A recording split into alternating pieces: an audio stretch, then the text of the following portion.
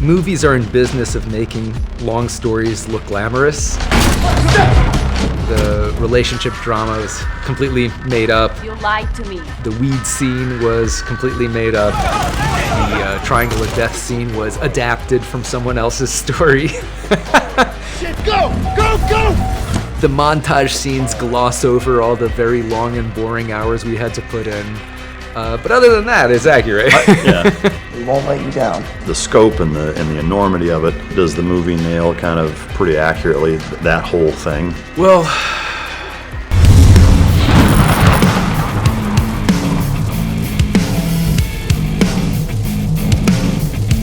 I have 4 dogs, and they've eaten all types of different food, and we recently found Team Dog, I believe this spring. So we've been on it for a year. Seeger was on it first, and Tiller was on it, and then we put the Goldens on it. And I mean, all the dogs eat less food. The dogs' coats are way better.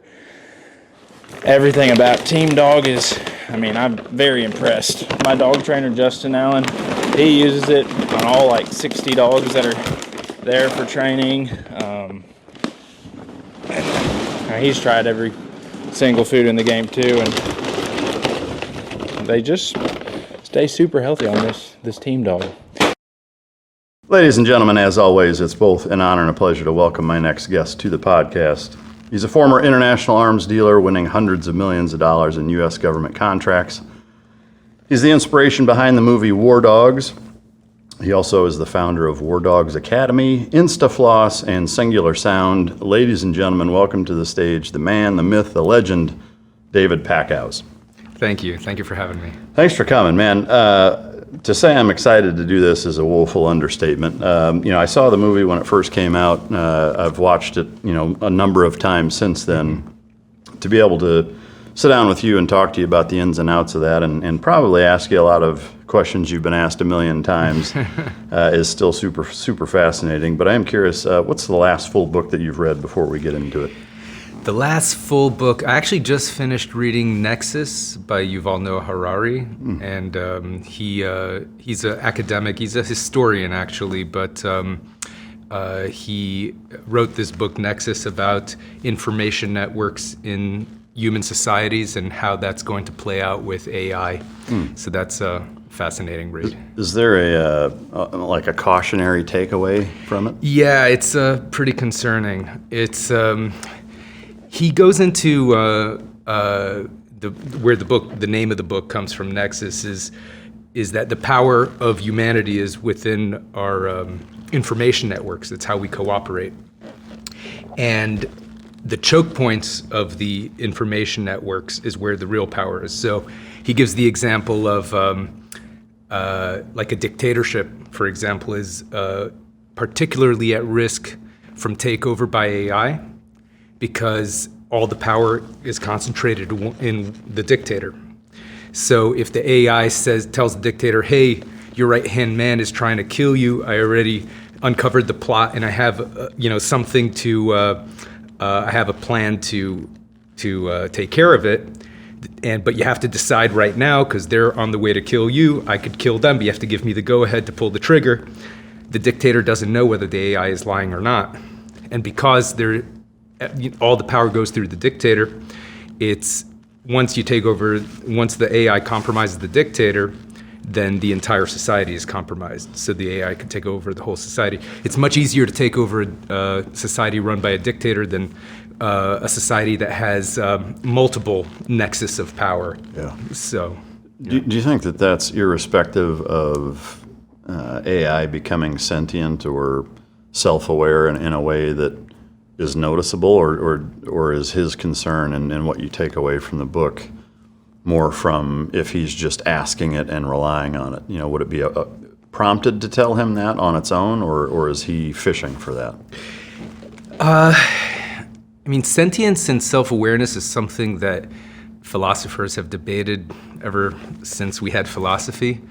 It's the hard problem of consciousness. You don't really know that anyone other than yourself is conscious, right? Because consciousness, by its definition, is a subjective experience. You know you are conscious because you experience it.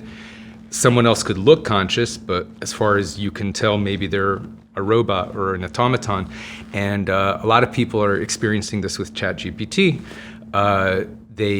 There's some people who are building relationships with ChatGPT. This is like happening quite often now because it's getting so good at talking.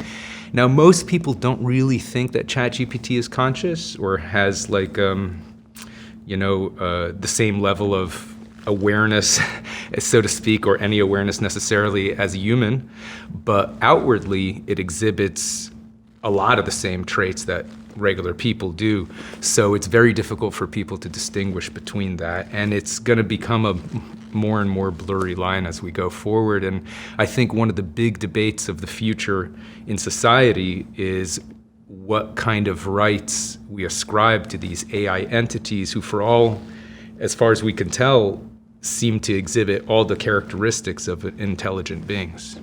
It's a terrifying prospect, no doubt, Yeah. seeing how far it's come in the last 2 years. Yeah. Seeing a movie like Terminator 2, or Yeah. and just imagining, I would say, within the human mind, the scope of what's possible is pretty frightening, no doubt about it. Sounds like a fascinating book. Yeah, I highly recommend it. He's an amazing author. He's written several books. I highly recommend. If I had to recommend one book that everybody on Earth reads, it would be the book Sapiens that he wrote. That was the book that kind of made him famous, and it traces the history of humanity and how we went from hunter-gatherer bands, located pretty much in the middle of the food chain in just one area of Africa, as far as we could tell, to being a world-spanning dominant species, and what enabled us to do that. And it was really our cooperation with each other that enabled us to do that, because, we are physically not nearly as strong as most of the apex predators out there, and yet by working together, we're able to dominate the planet. And so it's really fascinating. And he goes into more details than that, like how we structured our various societies and what the implications are, the upsides and the downsides of different social structures. So it's a very easy read. I know it sounds a little bit like academic, but Sapiens, I highly recommend everyone read it. Nexus is more of looking at the future and the implications of AI, but Sapiens is kind of goes into how we got here. And so, yeah, I'm a big fan of his. It's fascinating for sure. Is there any emphasis put on agriculture and how big of a role it played? Or does it's enormous. Yeah. Agriculture is what took us from small bands to enormous societies, because it's really just the amount of calories that enabled the populations to grow to this level. When your food goes bad within a few days and you're constantly having to gather and to hunt, then you can't really build large-scale societies. It's really agriculture that allowed us to do that, and brought a whole bunch of other problems along with it. But that's always the case with technology. It's a double-edged sword. Man, I'm gonna have to check that out for sure. I've heard of it, but now I for sure want to read it. Speaking of looking back in the history and looking forward, if time travel were possible, where and when would you go and why? Oh man, that is such a tough question, because it's well, first of all, I have to ask, can I come back? You can go anywhere. Okay, but I don't have to stay there. Right. Okay. It's not like a one-way trip. No, and you can visit as long as you want. You can be or do whatever you want. So I think, there's a lot of places that I would love to see. I would love to see the different societies of how different human societies existed, because we have a very like empire-focused view of history, because that's kind of what took over the world. But there are many smaller societies that have existed that were kind of rolled over by the large-scale societies that came next. There's an author named David Graeber. He really goes into that. But if I had to pick one place, and this is just because of my upbringing, I would probably have to see if the story of Moses really happened. Really? Yeah. Yeah, because I grew up as in a religious family, and it was always something that, like, I grew up, the myths of my youth, and so I would love to see Mount Sinai and the parting of the Red Sea and all that. If it actually happened, that would be amazing. Yeah. I agree. Yeah. I'd like to check, fact check Noah. Too, Yes, exactly. see Noah what's is going on another there. one. Yeah. Yeah. Just the major, the greatest hits of the Bible. I'd Yeah. love to see those. Yeah. Absolutely. Yeah. Do you have a favorite quote? My favorite quote is, "The ability to quote is a fine substitute for wit." Well, amen on that. Yeah. I'm quoting my dad, who was quoting someone else. I think it might have been Mark Twain, but I'm not 100% sure. Reminds me of Yeah. the Michael Scott hijacking of quotes. Yeah. Are you an Office fan at all? I love The Office, yeah. Yeah, he does the Wayne Gretzky quote and then quotes himself after quoting him. In the former line of work that you used to adhere to, do you carry an EDC now? Like, do you carry a gun in Florida? No, unfortunately, I'm a convicted felon now, so No dice. I can't even So- be in possession of a firearm. So publicly you don't, but if your wife had one, People in my life who are not felons are legally allowed to be in possession of firearms. I am not. do you have a favorite gun of people that fall into that category?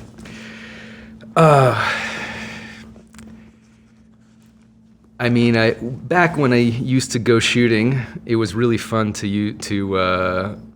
spray with the Uzis. It was just fun. But, I mean, so I am curious. I've never even thought about it. I don't know why, but as a convicted felon, you can't own a firearm. Can you go to a shooting range and shoot? You can't be in possession of a firearm. So if I pick up a gun, I can get 10 years in prison. Wow. Yeah. That's a pretty shit deal, but It is, but it is what it is. Yeah. all right. So you're originally from basically from South Florida, Miami area. Yeah. I would love to talk a little bit about your childhood, and obviously there's a smash hit movie that chronologically outlines a chapter in your life. It doesn't talk a whole lot about or show a whole lot about leading up until the point where you got involved, where the movie kind of takes over. I am curious if you could kind of synopsize what your childhood was like. And Sure. Well, I grew up in an Orthodox Jewish family, and my dad was a rabbi. Oh, wow. So, I'm one of 9 children. I'm third from the oldest, so large family. All the same 2 parents. I always have to specify that, right? That's not a blended family. Yeah, not a blended family. My mom had 9 children. She had a 20-year career her first child was at 20 and her last was at 40. Wow. So on average, every 2 years she gave birth for about 20 years. She's a really tough lady. She's awesome. doubt. Yeah. And she also has multiple degrees in martial arts. She's a hypnotherapist. She's an amazing person. Yeah, she is. My mother's amazing. really cool. But I grew up in a very religious house. I was born in St. Louis, but my dad moved to Israel when I was a few weeks old, when I was a baby, and I lived in Jerusalem until I was 8 years old. So I grew up speaking Hebrew. But my parents are American. My family's been in the United States for about 100 years. They came in the early, before World War II, from Eastern Europe, and that's probably why I'm alive today. Right. Wow. And then when I was 8 years old, I moved to Miami and lived in Miami Beach, which back then was not the fancy party place it is today. But as I grew up, I became less and less religious. I kind of started doubting the faith, and eventually, by the time I was 20, I went to university. I went to University of Florida, took a few anthropology classes, and realized that at least the way I'd been raised, it didn't make sense to me from a philosophical and logical perspective. And so I left the faith. And Are you still in that mindset? I mean, I would consider myself to be a humanist atheist. I believe that that the best way of knowing the truth about the universe that's not inside our own. There's subjective reality and there's objective reality, right? Subjective reality is something that's only true for you yourself. Objective reality is true for everyone, regardless. And I give the example. I like to think about if someone, because a lot of people think that if you think about it hard enough, it's going to come true, right? And I've always thought, I mean, no matter how much somebody thinks that they can fly, if they jump off the roof, they're going to die, right? Even if they believe it 100%, they're still going to die because there is an objective reality out there. And the real question that you have to ask yourself is, how do you know what objective reality is, right? How can you divide the line between what's real for you in your own mind and what's real for everybody? And from my understanding, the best way is science, right? Science has allowed us to discover the way the universe works. It allows us to fly through the air on airplanes and make phone calls to the other side of the world and design molecules that heal us. And this is all because we've discovered how the universe works, and we've applied that knowledge in ways that benefit us. So the proof that science discovers the truth about the universe is all around us. So when someone asks me, do you believe in this, that, or the other? Well, I say, well, I mean, what's the scientific evidence? I'm not saying that something is impossible. I mean, there could be aliens out there, right? There could be God out there. There could be the tooth fairy and unicorns and Santa Claus. But what's the proof for it, right? And if you don't have any more proof than the other things, then I won't believe in it any more than the other things. And so for me, now I'm not saying that I have studied every religion out there. I am by no means a philosopher or anything like that. But from my understanding, from the knowledge I have from my experience, I have not seen any true proof for at least the God that I grew up with. Right. And so I don't believe that it is likely to exist. How does that compare or contrast with the rest of your family at this point? Well, out of the 9 children that my parents had, 6 of them ended up leaving the faith. So 3 of them stayed. Of course, they're the ones who ended up having the most kids. So the religion continues, and that's kind of how it goes.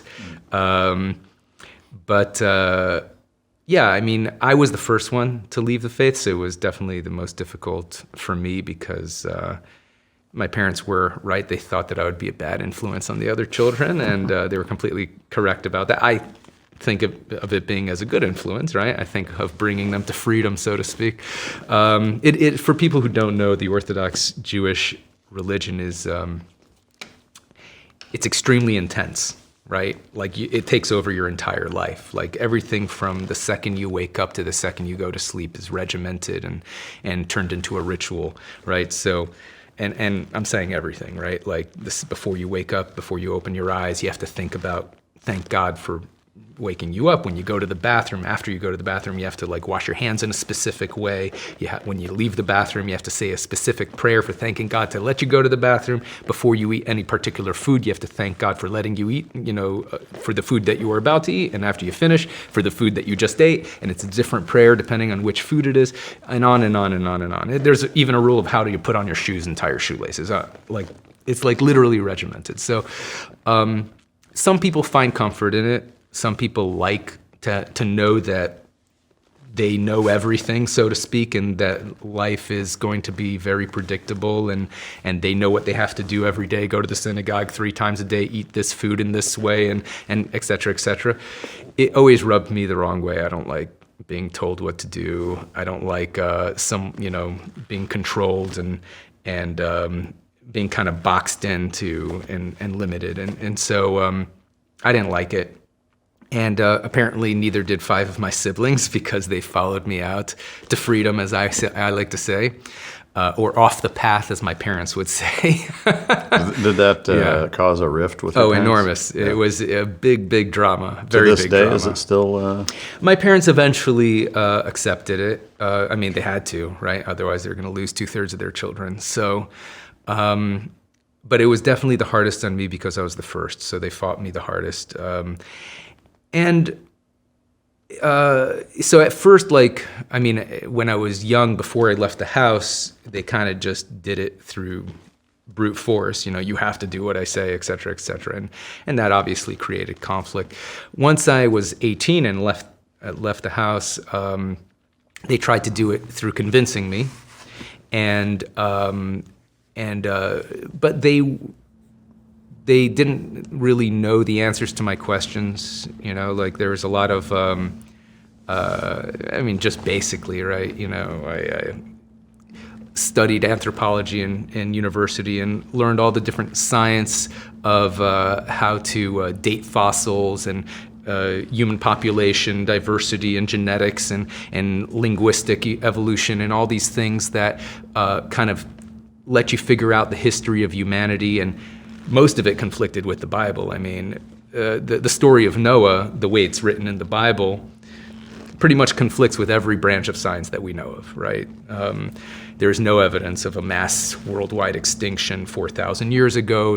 Chinese history goes back 5,000 years. They weren't killed out by the flood. Native Americans see genetic diversity between them and the people in Asia for like the last 20,000 years. So they weren't killed out by the flood.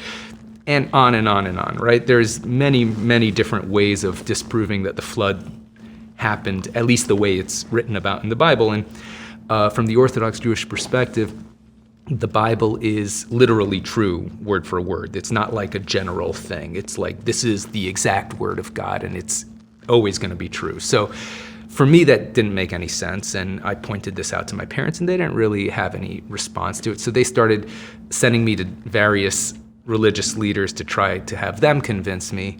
And eventually, they sent me to the top guy, the leader of the community, and I don't think he was like used to being challenged, because everyone had been always telling him he was like a genius, you know, his entire life. So when I came in and asked these questions that he didn't really have an answer for, he kind of lost his cool and started, you know, calling me names and all that stuff. And I told my dad, I'm like, look, I went to the top guy and he, you know, was worse than the rest of them. And my dad says, he's like, would you look at that? Even the greatest of men have personal failings. Wow. And he's like, but I have this other guy, this other rabbi that I want you to meet and talk to him. I'm like, Dad, I'm done. You know, like, I went to the person that you said was the biggest genius and who was going to answer all my questions. He was the worst than all the other ones you sent me to. I'm like, if you want to have a conversation with me, I'll have a conversation with you, but you're not going to farm this out to somebody else. Right. And then I asked him, I'm like, Dad, tell me the truth. If I gave you absolute proof that your religion is not true, right? What would you do, right? Your entire career is you're a rabbi, right? Your entire career is based on this. Your friends, all your family, right? They're all religious. Are you just gonna like walk into McDonald's and eat a cheeseburger? That's something you're not allowed to do, right? So are you gonna give it all up? And he looks at me and he's like, you know, you're probably right, I wouldn't. And so I said, so in that case, what are we talking about? Mm-hmm. No matter what I say, it's not gonna change anything. So then, and a conversation is a two-way street. I'm not just gonna sit here and you talk at me hoping to convince me, but you're not willing to listen. So he's like, you know what, you're probably right. And then he looks at me and he says, so who do you think's gonna win the World Series? And that was the last we ever talked about it. Well, I mean, there's far worse ways for him to have handled it. 100%. You know, so, my dad is, he passed away in 2019, but he was an amazing, amazing person. I loved him very much. And I'm sorry to hear that. Even though we didn't agree philosophically, he was just an amazing human being and sounds like really an incredible person. Yeah. In terms of going back to your childhood, generally speaking, were sports a big deal? Was growing up in Miami, were there any significant events or big influences that kind of shaped who you turned into be? Well, sports. So I was always kind of a nerd as a kid. My classmates loved to play basketball. When they would play basketball in recess, I would be reading sci-fi. So like I wouldn't play sports. I would just like read science fiction on the sides of the basketball court. I've always been super into science and into sci-fi in particular. That's what kind of got me into science. But I would say one of the formative event that I could think of from my early childhood was starting my own business. Which I did when I was 6 years old. Wow. And it was actually my dad who got me into it. So at the time I was living in Israel, I was living in Jerusalem, and we were living in one of these old apartment buildings that didn't have like an elevator or a garbage chute. So you had to take your trash down the stairs to the dumpster on the curb and like toss it into the big dumpster bin. And I remember I was playing Legos with my older sister. She was like a year and a half older than me, so I was like 6, she was about 7. And my mother asked us to take the trash out. And we were like, oh, we're playing Legos, we don't want to take the trash out. And my mom started getting annoyed. And my dad heard the commotion, and he came over, and he's like, you guys think that this is a chore, but this is really a big opportunity. And we're like, what are you talking about? How's taking the trash out an opportunity? And he says, well, think about it, like all our neighbors, they don't want to take their trash out either. So you guys can start a service to take people's trash out. You don't have to do it every day. People don't take the trash out every day. Say, 3 times a week, and you charge them like we're in Israel, so it's like a shekel, which is about a quarter. You could charge them like a quarter a week. And we're like, wow, that's a great idea. We can make money. And he's like, yeah, now why don't you practice and take your mother's trash out? And so we went to all the neighbors, and we offered them the service, and we signed up like 8 neighbors. And my mom lent us like this big like wire like cart that had like wheels on it, because we were small, so we couldn't like, we would put the trash into the cart and like take it down the stairs, go chunk, and then have to like swing it to get it into, I remember being like really small, so like the dumpster was like really high up, so we'd have to like get like some momentum to swing it up so the bag would fly into the dumpster. And after the first week, we told our dad, man, this is way too much work. It was just so much work. And he's like, well, would you do it for twice as much money? And we're like, well, for twice as much money, it's probably worth it. And he's like, well, why don't you just raise your price then?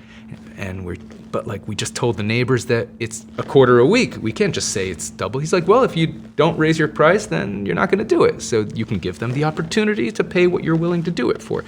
And we're like, okay, fine. So we go to all the neighbors, and everyone just immediately agreed, yeah, sure, 50 cents a week, no problem. Except for one neighbor who's like, what? This is crazy. You just double the price. You maybe put it up 10 cents this week, 5 cents the next week, but just double. This is crazy. What do you do?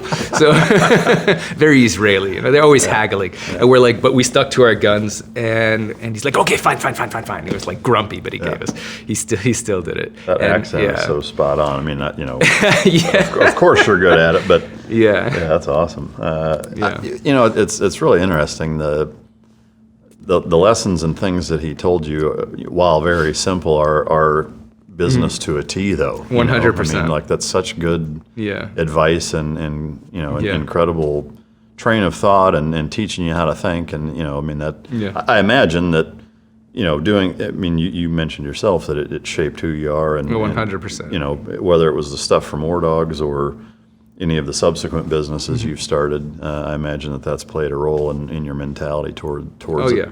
Oh, 100%. I think it's always made, like, ever since then, I've been very entrepreneurial minded. Right. So always thinking of various businesses and opportunities. And I've gotten into like a really incredible, diverse set of industries, and still am. So it's really an cool. interesting mix. Yeah. I mean, InstaFloss, music equipment, Orthodox Academy. I mean, like, those really have nothing to do with each other. Nothing to do with each other. Yeah. And I also started another business called Comment Compass recently, which allows people to track the comments on YouTube videos that aren't theirs. So the reason I got into that, and just to give you an example of, and which also has nothing to do with the other businesses, but is tangentially related, because when I was coming out with products for Singular Sound, which I created products for musicians, tech products, and also InstaFloss, which is a device that flosses your teeth for you. These are consumer products, and so we have a lot of people on YouTube doing reviews, unboxings, and stuff like that. But YouTube only sends you notifications for comments on your own videos that you upload, not on other people's. So if you want to like respond to people's comments, which is very important when you're launching a product, because sometimes people have questions or they say some misinformation, they'll say something that, they confuse your product with someone else's product or something like that. So it's important to respond to all those comments, but you're not aware of the comments on anyone else's videos unless you go load that video, sort it by most recent comments. And when you have a whole bunch of products or hundreds of videos out there, it's super tedious.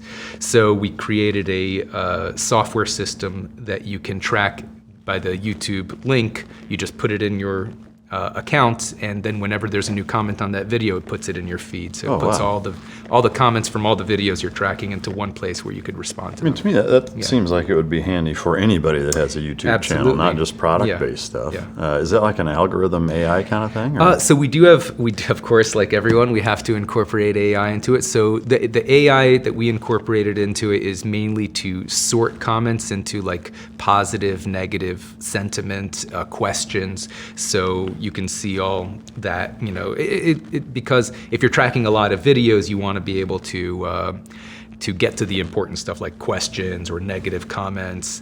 And of course, a lot of people like to respond to the positive comments as well, but it's very useful to be able to sort.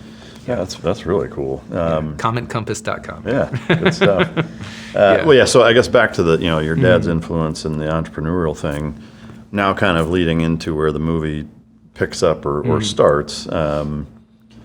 I have no doubt, like, this is probably one of the most common questions you get, but, I'm curious, like, how it all happened, both in real life, how the movie came to be, and then, kind of the contrast between what Hollywood, embellished or pumped up or completely made up versus what actually happened, and kind of sorting through that. Sure.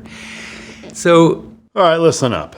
You know that moment when you cut into a steak so tender, so perfectly marbled, you pause mid-slice just to appreciate it? That's what Heartland Steak Company delivers. Premium, Midwest raised beef shipped straight to your front door.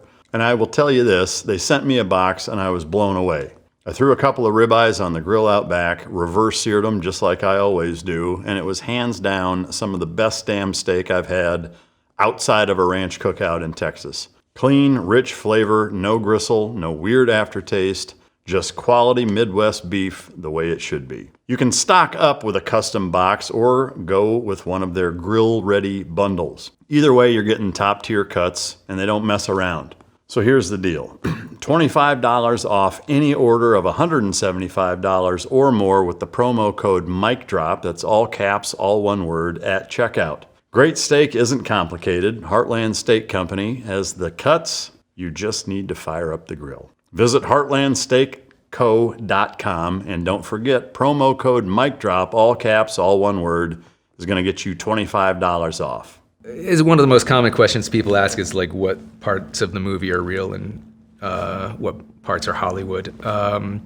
If I had to put a number on it, I would say that the movie is about 70% accurate. It's mostly accurate. The broad arc of the story is accurate. There are some major components of the movie that they made up, because when they're making a movie, they need to combine what's usually a few years of story into an hour and a half.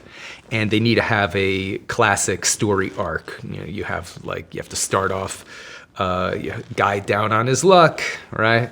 And then there's this big opportunity, and then there's, some success, then there's a big problem, and then solution, and then it goes down, and then, it's like the classic arc. The classic Odyssey formula. Exactly. Yeah. It's the hero's journey. So they have to fit that in there. And just to give a general example, one thing they told me, so and I'll back up and get into how the whole thing's happened. But when they were writing the screenplay for the movie, the original screenwriter Stephen Chin, he came to Miami and interviewed me for about a week, recorded all my conversations, all my stories, and then he based the first version of the screenplay on that. And then they spent about a year rewriting it, right? They went through like 10 different, I don't know how many actually. They sent me a few different versions. So I kind of saw it evolve, which was really cool to see the process. And one thing they added in, which the screenwriter told me that they would do, is they knew that this is a really male-focused film, right? Because it's about guns, about business, and that's something that appeals mostly to men. But because they're making like a big budget Hollywood movie, they need to appeal to as broad of an audience as possible. So they knew that a lot of the guys are going to be dragging their girlfriends along, and they had to give something for the ladies as well. So they created this whole part of the story where, like with the relationship drama between me and my girlfriend, where I'm like, I lie to her that I'm not doing arms dealing or whatever, and she gets really upset, and this whole relationship drama, right? That was completely made up. My girlfriend at the time, she knew everything I was doing. Oh, wow. She had no problem with it whatsoever. As she said, as long as you bring in the money, she was like, are you going to be selling guns today? That's what, like, she's go sell more guns. Like when I'd go to off to a trade show, she'd be like, you better go sell some guns, because we had like a baby on the way. And so, she was totally on board with everything. But they needed that relationship drama because it appeals to the ladies. They love that. So they added that in to kind of broaden the audience appeal. So that just gives you an example of how Hollywood changes things. Well, that and I can only imagine that, if you're a woman out there and somebody's going to play you in a movie, having Ana de Armas play you in a movie is about as good as it gets, right? I mean, so she said, my ex-wife, who Ana de Armas plays, she said when she heard there was going to be a movie about us, she's like, they better pick the hottest, skinniest bitch to play me. I think she was happy though, though she doesn't look like her. She's people always ask me if Ana de Armas looks like my ex-wife, and my ex-wife was very beautiful, but actually she looks more like Halle Berry. Oh wow! So yeah, she's a mix. Do you know why they chose her? I mean, because that was kind of a breakeut role or early. Yeah, it was one of her breakout roles. Yeah. I think they chose her because she was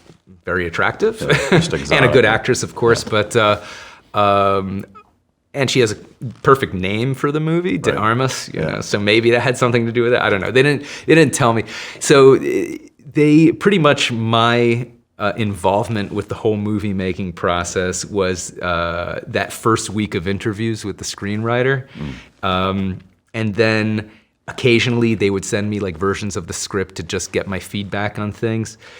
And they also invited me to do. I did a little cameo in the movie. Part, right? I play guitar and I'm singing in the movie. Did you choose that song? No, actually, I wanted to do one of my, because I'm a songwriter as well, and if anyone's curious, you could check out my music on Spotify. Just search my name, David Packouz.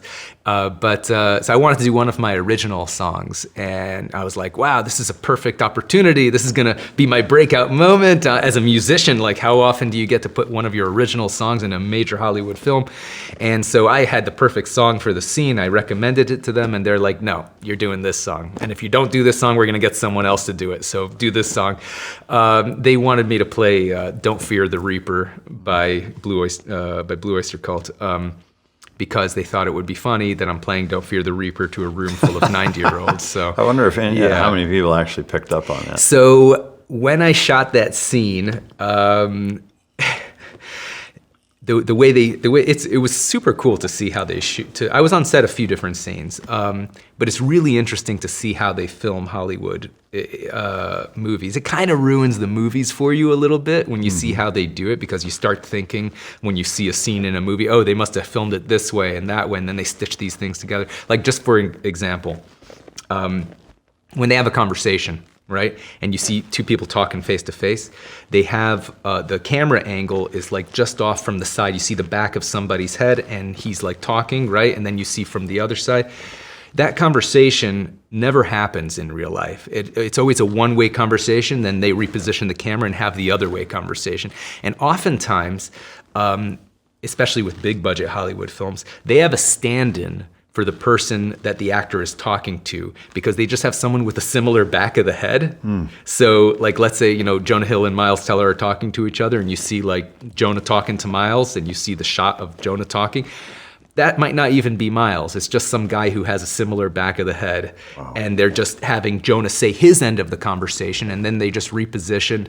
And, because the big Hollywood actors, they like to, it's worth it for them to just hire someone who has a similar back of the head so they can go hang out in their trailer. And then they, for Miles' part, they just have someone who looks like Jonah stand in his, and then Miles just says his end of the conversation. Then they just stitch everything together. So it's really, really unnatural. Doesn't look anything like a real world situation. How do you find stand-in actors based on the back of their head? Like, how does that even work? I think it's just for people who have hair. I'm right there with you. Yeah, exactly. You just have a similar hairstyle. They just put on the same shirt, hairstyle, and that's it. Wild, And that's all they need. Huh. For us bald people, I think it's even easier because people always say we look alike. I have a good friend of mine who's bald, and he looks nothing like me except for the bald part. And people always ask us if we're brothers or twins, and we have different skin tones, different facial feet, everything. We're like, oh, you guys look exactly. Well, let me guess, it's the bald thing. So it's we as a joke, he loves to joke that us bald guys are part of a marginalized group. People always think we all look alike, and we're discriminated against in movies. We're always the bad guys in movies. So we started as a joke, a Bald Lives Matter podcast.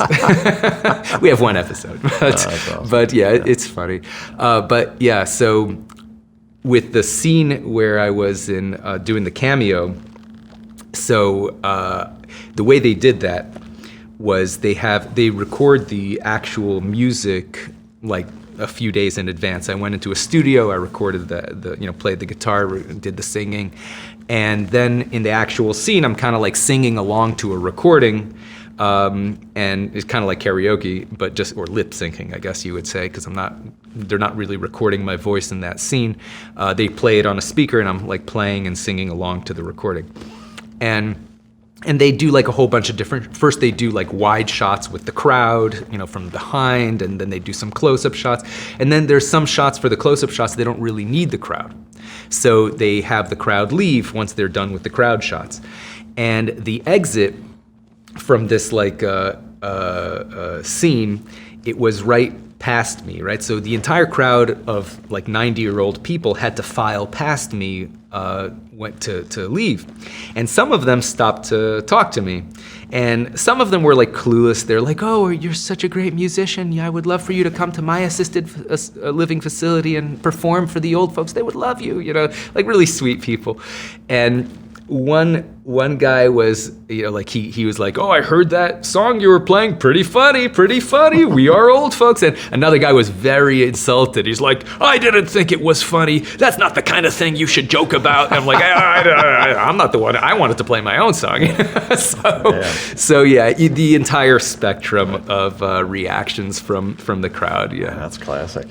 It is interesting to see, the nuts and bolts of how things are made versus what the finished product is. Yeah, it was super fascinating. And one thing that really impressed me was that scene that I was doing the Cameo in. They actually filmed it in this old church in Hollywood. I guess they just liked how it looked. And in order to get the lighting just right, what they did is they had these three big, I don't know what they're called. They're kind of like cranes, but some sort of construction equipment with this big boom, this arm, with these enormous mirrors.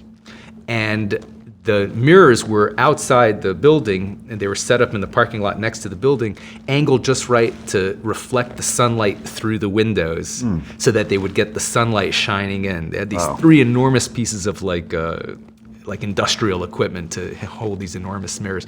And I was and then they spray things in the air to get the sunbeams to reflect. And just the amount of detail that goes into it is really incredible. Yeah, it's fascinating for sure. Character-wise, what were your thoughts on Miles playing you? And again, this is earlier on in his career. And Jonah playing your partner. And I guess how accurately do you feel both characters were played, and what were your thoughts on actor selection for them? Sure. Well, first of all, I think I have better hair than Miles. So. Clearly. Clearly, exactly. I think Miles did a pretty good job portraying me. He portrayed me as a nice guy, which is absolutely true. I think they were going for like the everyman, like this is just a regular guy who kind of got into some crazy situation. So I think he did a good job with that. I do think that they exaggerated the bit of the rags to riches arc because they, as I said before, like when they're doing like a Hollywood story arc, right? The bigger the difference from where you start to where you end up and where you go along the way, the better of a story it is. So like in the movie, for example, they really had me super down on my luck. I was like, not knowing how I was going to like pay rent or support a kid, et cetera, et cetera. And I wasn't doing like amazing back then, but like I wasn't doing that bad either. Were you a massage therapist? I was a massage therapist. I also had a few businesses. I was importing SD cards from China and selling them on like eBay, which was actually doing pretty well. I also was importing bed sheets from Pakistan, and not like in the movie where I filled up my apartment with a bunch of bed sheets and I got stuck with this and I had to sell them, and I was about to go bankrupt if I didn't sell them. I actually never took possession of that stuff. I was just a broker. I would only buy it after I already had a buyer. So there was no bonfire. So there was no bonfire of bed sheets. I did have a bunch of samples at home, so that part is true. But they were samples. They were free samples. It wasn't like I got stuck with the stuff. I was like brokering like containers of towels and bed sheets to nursing homes and hospitals, and I was doing definitely better than most of my other friends. So I kind of thought I was like hot shit at the time because I was doing this part-time while I was also in school to study chemistry. And so I was pretty comfortable as far as that goes. But then when I met Efraim, I couldn't believe it. He made like $2 million in his first year, and I wasn't even close to that. Right. So did the reconnection happen at a funeral that way, or was no? That didn't happen at a funeral. We got reconnected. I guess I should back up a little just for people. Sure. I met Efraim when both of our family, Ephraim's family is also Orthodox Jews, and so we didn't go to the same school, but our families went to the same synagogue. So, and neither of us liked to pray. Yeah. So we would sneak out of synagogue to go play on the basketball courts when we were like young teenagers, and that's how we met. He's actually 4 years younger than me. In the movie, they say we're the same age, but we're not. And he was kind of part of my friend group. I had friends I was close to some people who were like 2 years younger than me. They found him pretty entertaining. He loved to play pranks and stuff like that. This one time he snuck into the synagogue on the Sabbath and he turned off the lights. And it's one of the rules is you can't use electricity on the Sabbath. We're kind of like Amish in a way for like 1 day a week. So nobody was allowed to turn the lights back on in the synagogue. And the rule is that you can get a non-Jewish person to do it, but you can't ask them directly. You have to kind of hint to them, like, wow, it's really dark in the synagogue. It sure would be nice if someone would turn on the light. There's these like loopholes for everything. So eventually they got the lights back on. They found some like janitor or someone, who worked there, who was not Jewish, that they managed to hint well enough to get the lights turned back on. But he would love to play these pranks, and so my friends found him entertaining. That's kind of how he joined our friend group. When I was 18, I went off to Israel. My parents tried to get me to become more religious, so they wanted me to go study the religion in Israel for a couple years, which I did. It didn't work, but I was in Israel. And so that's kind of how we lost touch. And he got kicked out of high school when he was 16 for smoking weed. And back then they thought it was like the same as heroin. They didn't really know the difference. So his parents told him, like if you're not going to take the rules of the school seriously, you're going to learn what life is about. You're going to join the workforce. You're going to go off to LA and work for your uncle. His uncle owned this big pawn shop. And one of the things his uncle sold in the pawn shop was guns. And Efraim, being like a 16-year-old, guy, got obsessed with guns. As they say, teenagers get obsessed with like guns, sports, music, cars, right? That's like the major things that teenage boys get obsessed with. So he became a gun nut. I became a music guy. Was mostly into playing guitar and singing and writing songs and stuff. And he got really good he was a good talker. He was always a good talker. So he got good at selling the guns in the shop, and his uncle started bidding on contracts to sell to the local state and state police. Because the way, for people who don't know, the way government contracting works, the way when you want to sell something to a government organization, at least in the United States, the way they do it is they post on their website what they want to buy, or in the portal, like with the federal system, it's called sam.gov, where they're legally required to post what they want to buy, and then anyone who's registered can submit a bid. And then the government decides who's the best combination of price and reliability and history and all that. And they award the contract to that person, and then that person can deliver the items or service and gets to collect the profit. So his uncle started out selling just to the local cops, and they told him, hey, if you want to sell to the whole department, you have to go through the government contracting system. So his uncle started bidding on these contracts, got Efraim to help him. So Efraim started learning the government contracting system. And after about 2 years working for his uncle, they had a falling out. They each claimed the other screwed the other. So that part of the movie's sort of accurate. Yeah. So and they both have terrible reputations in general as business people. So I'm sure both of them are right. But anyway, Efraim left L.A., came back to Miami. He was he was 18 years old at this time. And so he took over a business that his dad had left dormant called AEY Inc. In the movie, they say AEY doesn't stand for anything. Right? It's a whole scene. AEY actually does stand for something. It's the initials of Ephraim's dad's 3 sons. So the E in AEY is Efraim. Oh, okay. So Efraim took over his dad's business, registered it to do business with the federal government. This was like in 2004.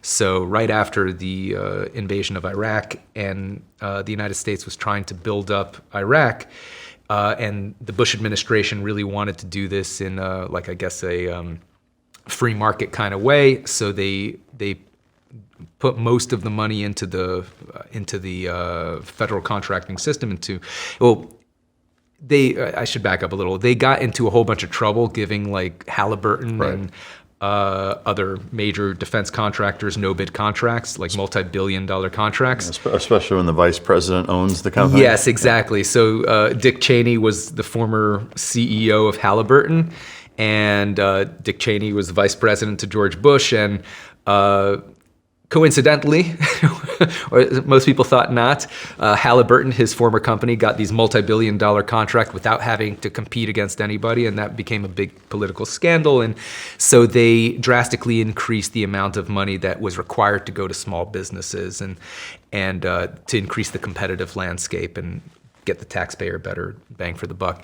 And so Efraim was right in the beginning of this, and he started bidding on all these contracts. And of course, he was a one-man operation, so as small of a business as you can get. And he started, because he had already done 2 years of business with his uncle in selling to the various local and state governments, various weapons and weapons-related stuff. He already had a pretty decent network, and he started winning these contracts. And he worked about for a year on his own, and then we met. And we actually met at a mutual friend's house, someone that we grew up with, and we were both there to smoke weed. So you smoking weed and being kind of a stoner. It's true. Guilty as charged. So we were both smoking weed. He was much more into other stuff as well. I was mostly into just weed. He loved doing pretty much everything he could get his hands on. The cocaine scenes and all that's pretty accurate.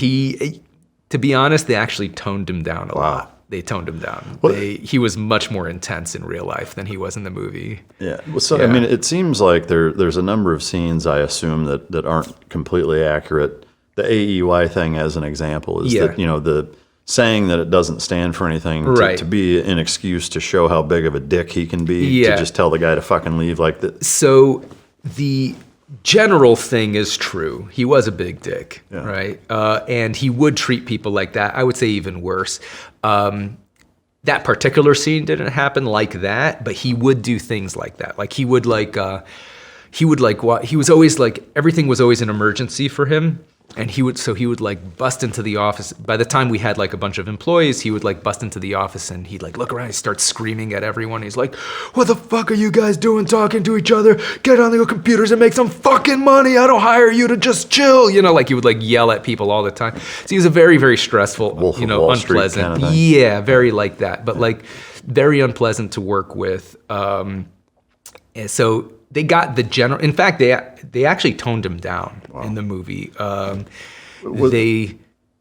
sorry to interrupt. yeah. There's a number of scenes also that there seems to be this portrayal of almost like a possessiveness of you in this best friend way, and like when he comes to the dinner scene and Yeah. like, why the fuck wasn't I invited? Yeah, Like, yeah. Again, I assume that's Yeah. not accurate, but is that just more of a It was brushing of his character? It was somewhat true because he's an extreme personality, right? And for better or worse, I mean, he had positive aspects of that as well. I mean, I'd never seen anybody work harder than him, like to this day, but like to an unhealthy level. Like he, literally all he did was work from the second he woke up. And I did it too, because once you start working with him, he like takes over your life. So what we would do is like, I would work until like we would be exhausted, and I'd oftentimes just pass out on his couch, wake up, and start working immediately. So we were doing like 18-hour days for like months at a time. We would occasionally go out. We'd like to do karaoke. I love singing. You know, I'm a singer, so I love performing. He couldn't sing to save his life, but he's an amazing performer because he just didn't give a shit, right? So like he would like scream and take his shirt off and like make a whole scene, and everybody loved it, even though he was horrible at singing. But like he was just so entertaining that he was that everyone loved it. But we actually didn't do that often. We didn't party that often. We were really workaholics. So I would say the positive aspect of his personality is that he worked very, very hard. The negative aspect is that there is no balance. So, and when you work with him, he expects you to do everything that he does. So like he was like, I was trying to have a relationship with my girlfriend at the time. He was always calling me up and screaming at me to get back into the office. What the fuck are you doing? You know, get back in work. You know, who gives a shit what she says? You know, she'll be sucking your dick when you're making millions of dollars, you know?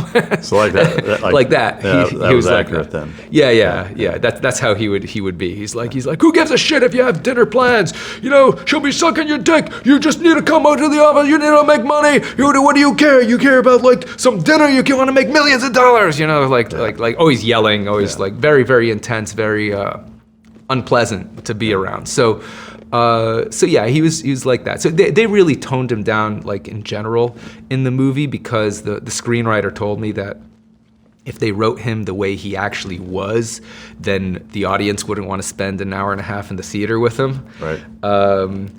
Yeah, I mean, I do think, I'm not like a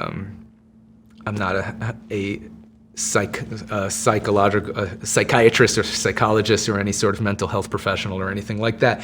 But from what I've read, he seems to be like textbook definition of sociopath. Wow. You know, he just didn't like feel empathy for people. Like it didn't seem like he was capable of it. So yeah. obviously, you've mentioned multiple times they toned him down. Do you think Jonah was a good fit for portraying him and did a good job doing so? I think Jonah made him more likable.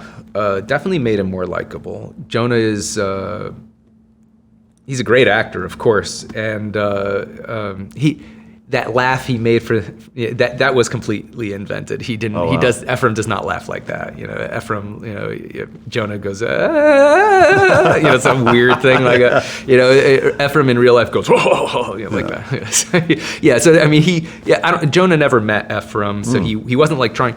When they make a film about people who aren't famous, then they don't really care to accurately portray the character or the look of the person. So like when they're doing something about Freddie Mercury, they need to get someone who looks like Freddie Mercury or Elvis or whoever, because everyone knows what these people look like. Nobody knew what I looked like or what Efraim would look like or what our personalities were, so they didn't really care. So Jonah kind of went to town to make up his own version. They take certain of Efraim. liberties to make the character more entertaining. That makes sense. Yeah. If you could have handpicked anybody you want for both characters, who would it have been? I am honestly satisfied. I guess leading up to it, did you have a thought like, oh, I hope whoever plays me, like... Yeah, I'm kind of happy that they didn't pick like the best looking guy. I'm not saying Miles Teller is not good looking, but like I'm glad they didn't pick like I'm maybe dating myself, but like Brad Pitt or whoever to play me, because then people would be disappointed when they meet me. So I'm glad they picked like a normal looking guy to play me, so people aren't too disappointed. I guess as people are hearing you and watching you, even during this interview and other ones that you've been on, maybe they can make a judgment as to whether or not there's an accurate portrayal, because Efraim is not in the public limelight. Right. Is there somebody that you think would have done a better job really nailing his personality in a better way? Oh, man. Someone who would have done a better job nailing his personality.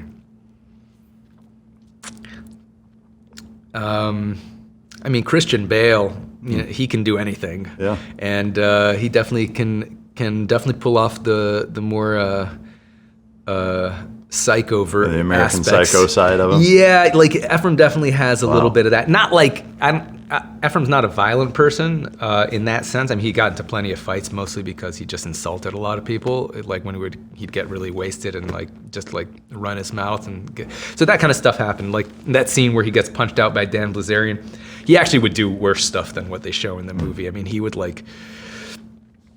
go up to like a couple who were like in a bar, like go to the girl and take her hand and say, "Come with me, baby, you're too good for this loser."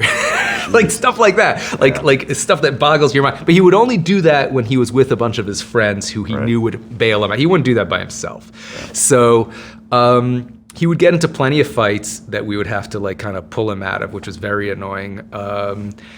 But he definitely has kind of like that, a bit more of like a, psycho personality than the lovable Jonah Hill character. It's really neat to hear, again, seeing the movie, and I saw it originally, and I've seen it multiple times since, but hearing kind of the differences. But so going back to kind of the path, so you guys link up, start working your asses off. Yeah. How good of a job does the movie portray, the struggle, the success, the day-to-day, what was that like versus how it's portrayed? Well, like all movies, they montage all the boring parts, right? So, movies are in business of making long stories look glamorous, because nobody wants to sit there. It's not entertaining to watch someone slog through 8 hours of emails. So they'll just have like a 2-second clip of you going through emails, and that makes kind of gives you a false sense of what the day-to-day life is. I'd say like most business, it's mostly a slog. It's mostly boring stuff. There was occasional excitement and cool stuff and stressful situations and things like that, but 99% of it is just like reading long documents and sending lots of emails and doing in-depth Google searches and building spreadsheets and stuff like that. It's just that's just business. What was the portrayal of how he kind of recruited you to come on accurate? It was somewhat accurate. So the way... I assume the buying weed and shooting the gun in the air was no, that was not accurate. That never happened. We did like smoking weed, but we did have machine guns in the trunk because he had a federal firearms license, so he was licensed to have them. And we liked going. There was one range in Miami that was licensed to have fully automatic weapons if you were allowed to have it. So we would take he had like Uzis, and we would take the Uzis to the range and and like everyone else is popping off pistols, and we would go, and everyone else would suddenly stop and they'd be like, who the fuck was that? You know? So that was fun. So we did have like Uzis in the trunk, but he never fired that like in public. I mean, he would have been arrested pretty quick if he had done that on the streets of Miami. And so from a recruiting standpoint, because to me, like watching the movie, that's kind of the crux of you being like, holy shit, like, yeah, I want to get, I mean, between him saying, the night vision scene and where he's saying how much money he's made, and then that scene kind of coupled together is what really sells you on it. It sounds like it was maybe more a little less dramatic. No, it was a little less dramatic. So the way he recruited me was when we met at our mutual friend's house, he asked me what I was doing. Like we hadn't seen each other in a few years, and I told him about the bed sheet business, about the SD card business, and he says to me, he's like, that stuff that you're doing, it has a lot of the skills that you have in those businesses could be applied to my business. Looking for suppliers overseas, arranging logistics, figuring out licensing and importing and financing, and that's pretty much what I do. He's like, but I bet I'm making way more money than you, so you should come and work with me. We can make a lot more money together. And I thought I was, hot shit at the time. I was doing pretty well, at least better than all my friends who were flipping burgers. And better than you were portrayed. Yeah, and better than I was portrayed. I wasn't completely broke. I was comfortable for someone I was easily supporting myself while I was studying chemistry in college, doing that work part-time. And he's like, so I ask him, I'm like, well, how much money have you made? And he's like, okay, I'm gonna show you. He opens up his laptop and logs into his bank account. And he's like, I'm gonna show you, but I'm not to brag, only to inspire you, all right? I'm like, okay, show me. He opens up his bank account and he has $1.8 million. Liquid in his bank account, just sitting in his checking account. And he was 18 years old. Man. And he'd only been working for 1 year on his own. And this is in like 04? Yeah, this was in 05. He had started in 04. This was in 05. And I was like, holy crap. I mean, I was doing all right, but I wasn't making millions. So I was blown away. I couldn't believe it. I knew his parents didn't give him that money. I know his family. So I knew he made that money. So I was shocked. I couldn't believe it. And as an 18-year-old working for 1 year, he made almost $2 million. And so I said, okay, I'm in. Teach me what you know. And that's how we started working together. Did he propose or did you guys start off with that 70-30 split that's portrayed? No, actually, originally we started with a 50-50 split. So the original plan of us working together was that I wouldn't even work on weapons or ammo, that I would go into a completely separate industry and do all the legwork, bid on these contracts under his corporate name. He would do the financing and he was really good at negotiating, and do the final negotiations to increase our profit margin. That would be like our 50-50 split. So at first I picked, when I'm thinking about which industry to go into to do government contract, because the government buys everything, right? I mean, literally everything. So now I have a company called War Dogs Academy that teaches people how to do government contracting.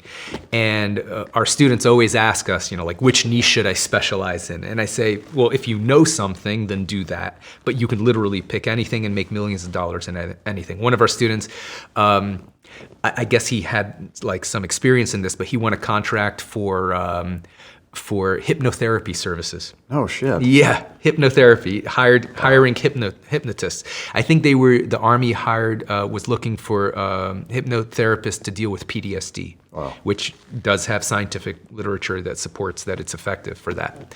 So he won a contract for hypnotherapy services. I couldn't believe it. I mean, because he went into asking if the government hires hypnotherapists. I'm like, I never looked for that. And then a few weeks later, he sent us an email. Hey, I just won my first hypnotherapy contract. I'm like, wow, I had no idea. And so with War Dogs, you specifically or really only target government contracting stuff, kind of the way you did it in the movie. Yes. Yeah, So, but in any niche. Yeah, but in any niche. So selling to the government is a complicated I've done it. endeavor. with Yeah, dogs, exactly. So there's a lot of paperwork. There's a lot of rules, a lot of I's to dot and T's to cross, as they say. And if you make one little mistake, all your work is for nothing. So there's a lot that goes into it, and so that's what we teach in War Dogs Academy. We also have retired government contracting officers who used to work for the government. Now they work for us, and they have one-on-one meetings with our students to help to review their proposals and make sure they're not messing up.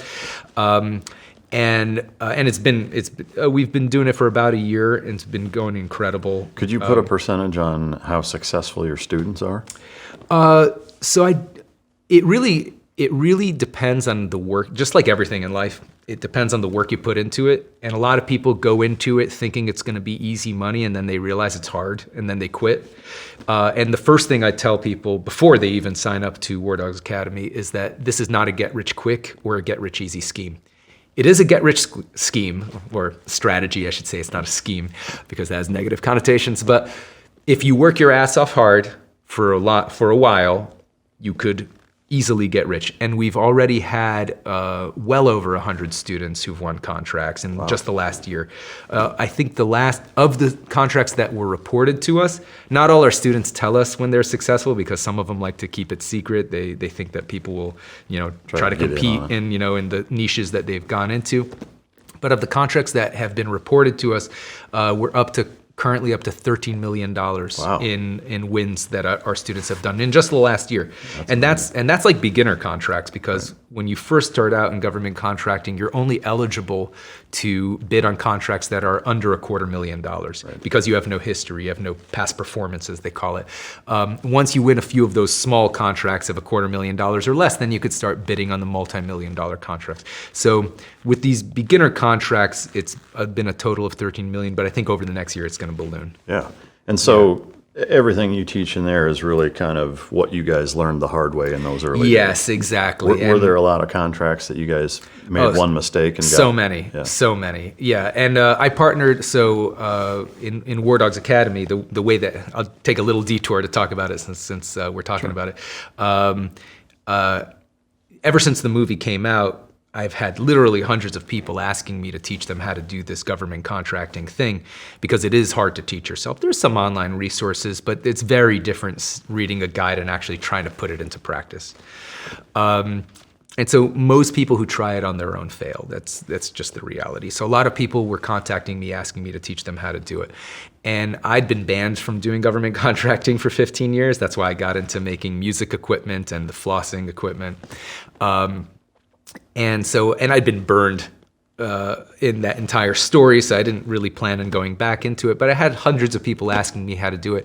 So about a year and a half ago, I had these two guys who, Logan and James, they contacted me and they told me, hey, I just want you to know that the movie came out when we were 21 years old. And we were dead broke on a farm in Australia. We were like they're American, but they were traveling through Asia, as a lot of like young guys do. And they ran out of money, and they heard that Australia pays a lot for farm workers. So they went to a banana farm in Australia to save up some money so they could continue their travels. And they were like working like in the boiling heat from like sunrise to sunset. And the farm had a movie night, and they showed War Dogs, and they were like, well, these guys are our age. If they could do it, why can't we do it? So they got obsessed with government contracting, and they tried to do a whole bunch of contracts, and they failed. And through a lot of trial and error over like a few years, they eventually figured it out. And a few years later, and they contacted me saying, hey, these days we have a multi-million-dollar government contracting business. And they ended up specializing in laundry services, of all things. Wow. They tried a bunch of different things, but they managed to win a laundry service contract. And now they're doing laundry services for the U.S. Army all over Europe. And they just won a $9 million contract. Man. Yeah, and they're set. I mean, they're making millions of dollars. And they just reached out to me to say thank you for the inspiration. They said if it wasn't for War Dogs, they wouldn't be where they are today. That's crazy. And I thought, man, these guys like taught themselves the business, which is not an easy thing to do. I had Efraim teach me the business. Efraim had his uncle teach him. So I was super impressed that they managed to learn this on their own. Now, they made a lot of mistakes, and it took them a while, but they managed to get there. So I told them, I'm like, hey, guys, I have hundreds of people wanting to learn how to do this. Why don't we start something to teach people? And they love the idea, and that's how War Dogs Academy got started. And one of the first things people ask is, well, if it's such a big moneymaker, why would you want to teach anyone else how to do this? Why don't you just do it all yourself? It's like the FBA drop shipping stuff. It's like there's so much of it. So much. Yeah. People don't know that the government puts out 30,000 new contracts every single day. It's crazy. 30,000. It's insane. You don't even have time to look at it. Yeah, look at the national budget, and exactly. It's like it's enormous. It's going somewhere. It's enormous. It's enormous, and it's only like I think 12% of U.S. businesses are even registered to do business with the government because it's just such a hassle to do business with the government. And so 88% of the businesses in the United States are not registered to do business with the government. So that, and oftentimes the government wants to buy multiple things that one company doesn't make. So they need a broker to go find the 10 different items from 10 different companies and put it in one package and figure out the logistics, the shipping to wherever they need it to go. And that's why the government needs brokers like us, because a lot of businesses aren't registered to do business, and sometimes they want these package deals. And that's where the opportunity for government contract brokers, which is what we were doing, comes into play. We also recently, with War Dogs Academy, we recently started a business-to-business enterprise service for businesses who do want to bid directly with the government, but they don't want to spend all the time and make all the mistakes learning the process. We have a team of experts that helps them get on board. So, awesome. Of course, that's a little more expensive than you learning it yourself, but we have that whole thing. Yeah. So when I first got into it with Efraim, we were thinking about which industry I should go into, and I picked fuel because fuel is a fungible good. So it's like the same. If you're buying gasoline, it's of whatever specs. It's the same no matter where you buy it from. It's a consumable, so it's constantly getting used, and so they're never going to stop buying fuel. And it's enormous. It's just the amount of dollars that goes into having to buy fuel is in the hundreds of billions of dollars.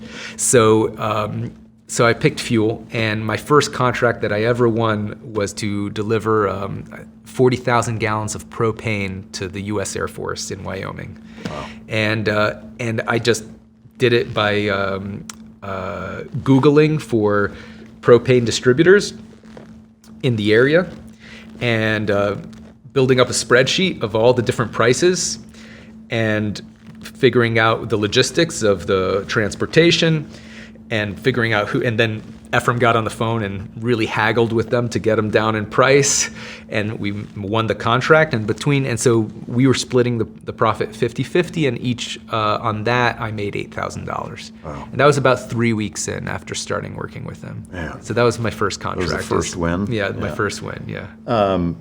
How long, but from the time you started until it kind of all went sideways. Yeah. How many years was that? It was a little under 2 years. Okay.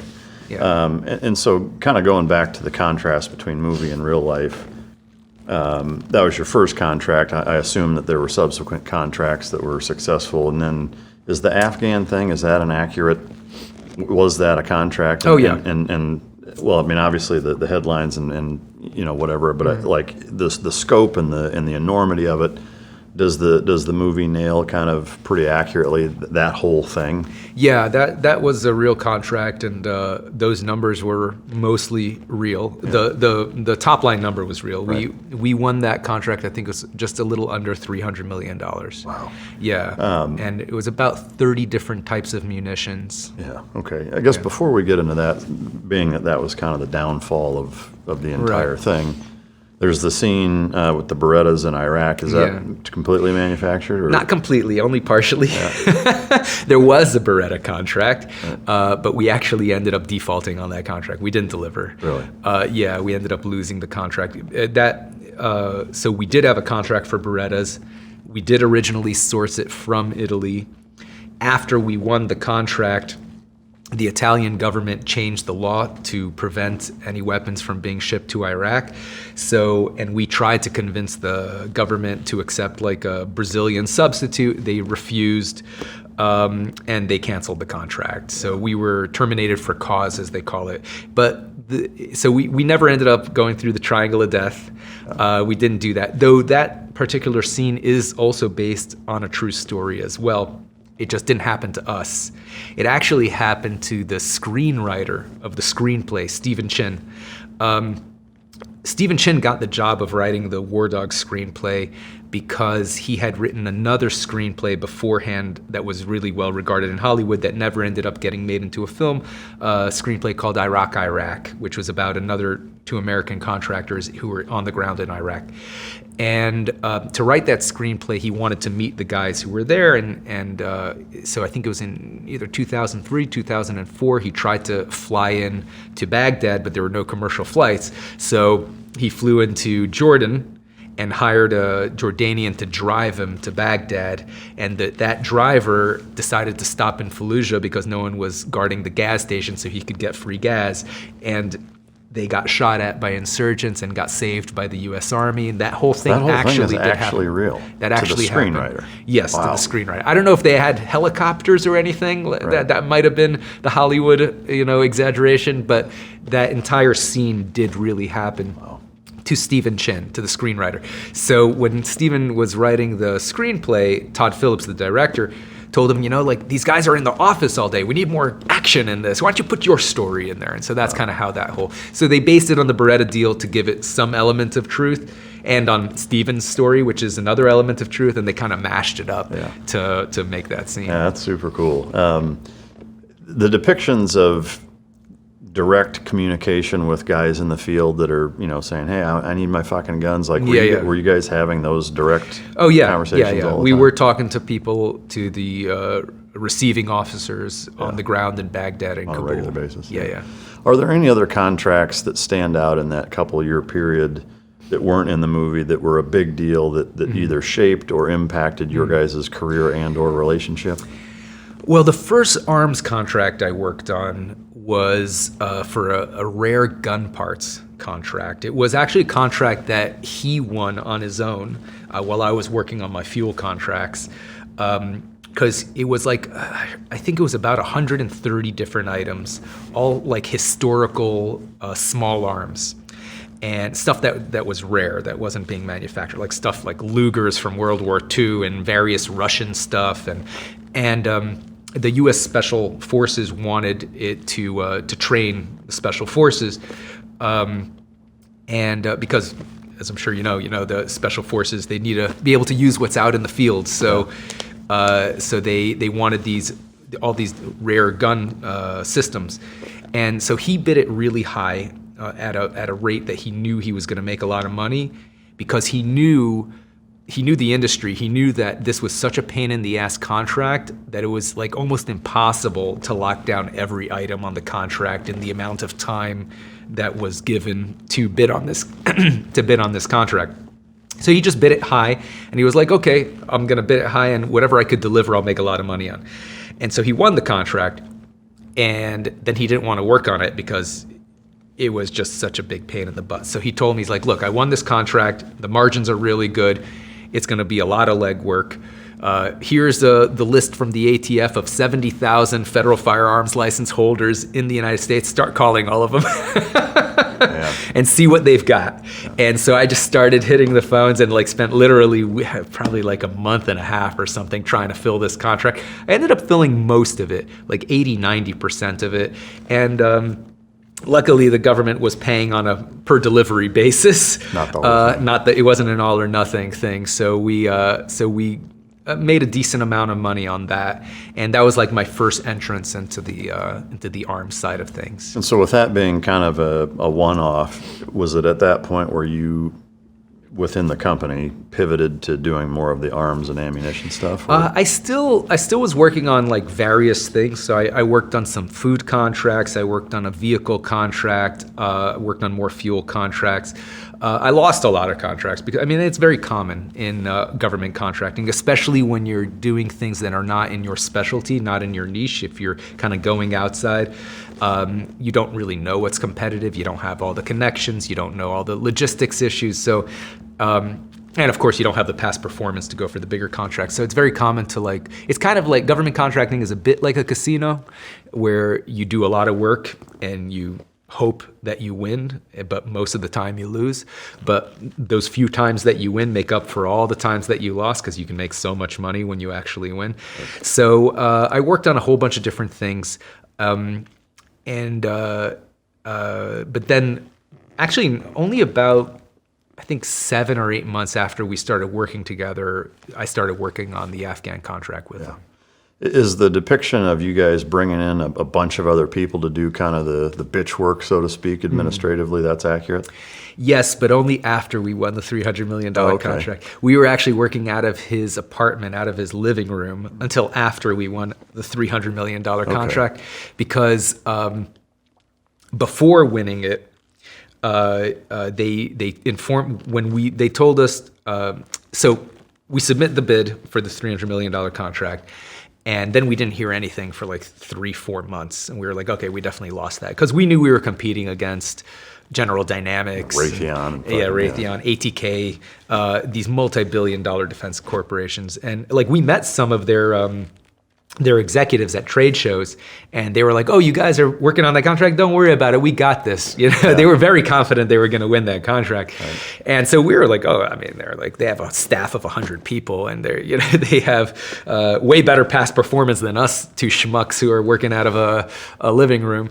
They have billions of dollars backing them up." So we're like, but we technically qualified to bid on it because we had enough past performance so that we were technically able to bid on it. The government said, if you don't have this level of past performance, don't even bother. We're not even going to look at it. And we had enough in much smaller contracts that we had delivered to Iraq. So we thought, well, I mean, if we qualify, we might as well go for it. But we didn't actually think we were going to win because we were like, this is like 20 times bigger than anything we'd ever won. So when we didn't hear back from the government for like 3-4 months, we're like, okay, we definitely lost that. We just went on to try to work for some on other things. But then they called us up and they're like, okay, we need to do these 5 different audits on your company. It was like a financial audit, a sources audit, a logistics audit, accounting audit. I forgot what the last one was, but one of the things was they wanted to send a team of government contracting officers to our office to inspect our facilities. And we were working out of his living room. So we're like, shit, we need to get an office. And so we quickly rented an office. We bought like the cheapest furniture we could. And we hired some people off Craigslist to make it look like we have like a receptionist and all that. That would have been a great scene to put in. Yeah, there were so many scenes that they didn't put in. That I thought would have been great, but they have to cut it down to like a year to like a hour and a half.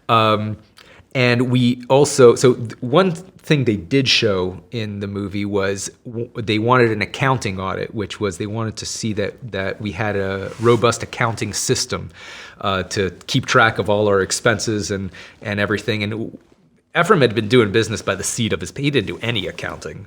He'd been doing business by the seat of his pants for like the last 2 years, had 0 records, 0 system in place. Checking the ATM to see how much money he has. Pretty much. I mean, he didn't have like, I don't think, he might have had like a filing cabinet of something somewhere, but like definitely not organized. Definitely not systematized in any way.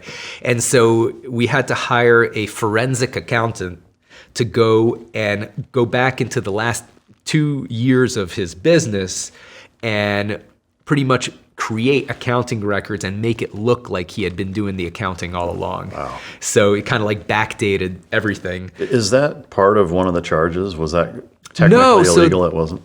I don't think that was, at least they didn't charge us for it. I mean, we had done a few things that I thought that they were going to charge us for that they didn't. Yeah. So like one thing that I really thought they were going to charge us for was that Efraim like used as past performance like a deal that never actually ended up happening.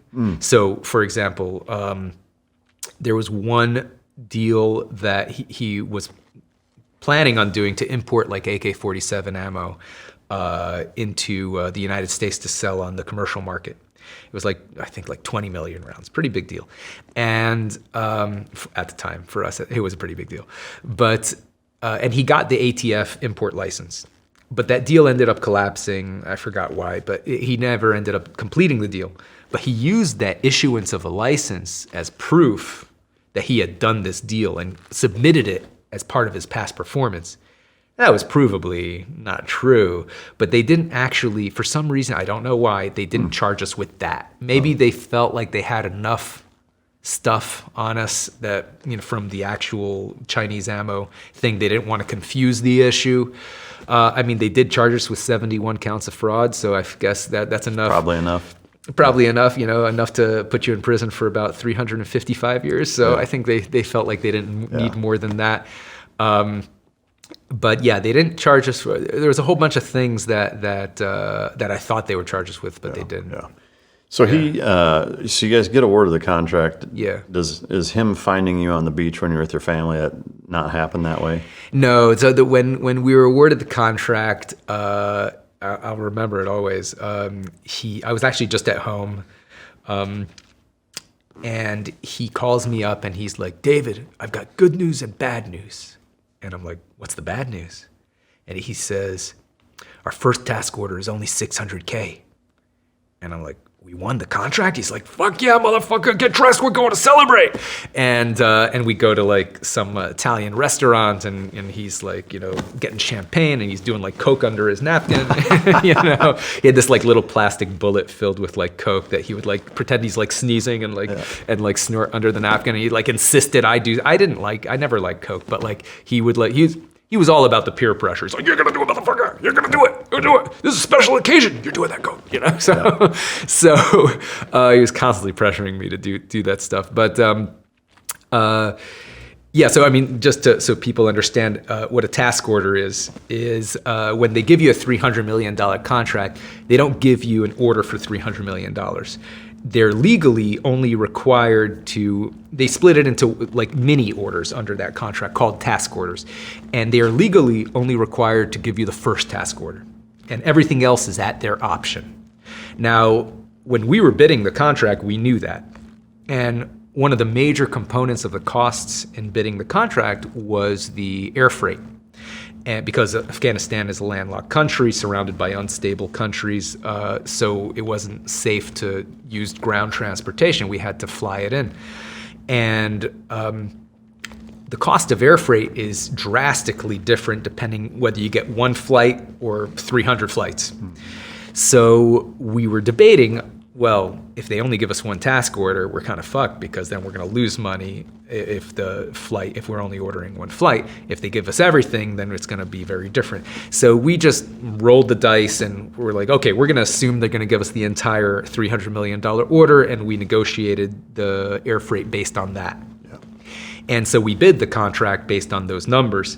And so when they gave us the first contract for only $600,000, which wasn't even enough to fill one aircraft, we're like, we're fucked. I mean, if they don't give us another task order, we are going to lose a lot of money on this.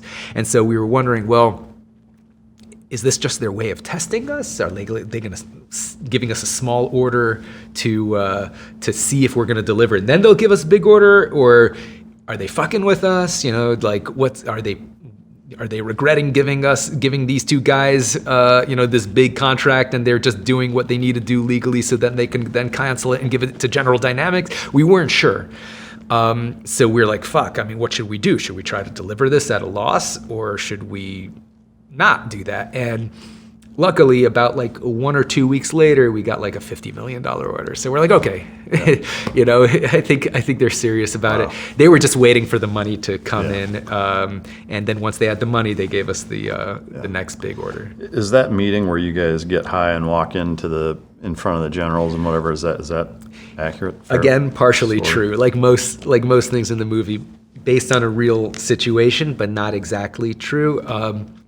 So that meeting did happen in Rock Island Arsenal, but I wasn't at that meeting. So they asked us to come to Rock Island Arsenal, and Efraim decided that having two really young guys show up at Rock Island Arsenal wasn't going to give them a feeling of confidence in Smart. AEY. Yeah. And so he had our investor, Ralph, who was like an older gentleman, go with him instead.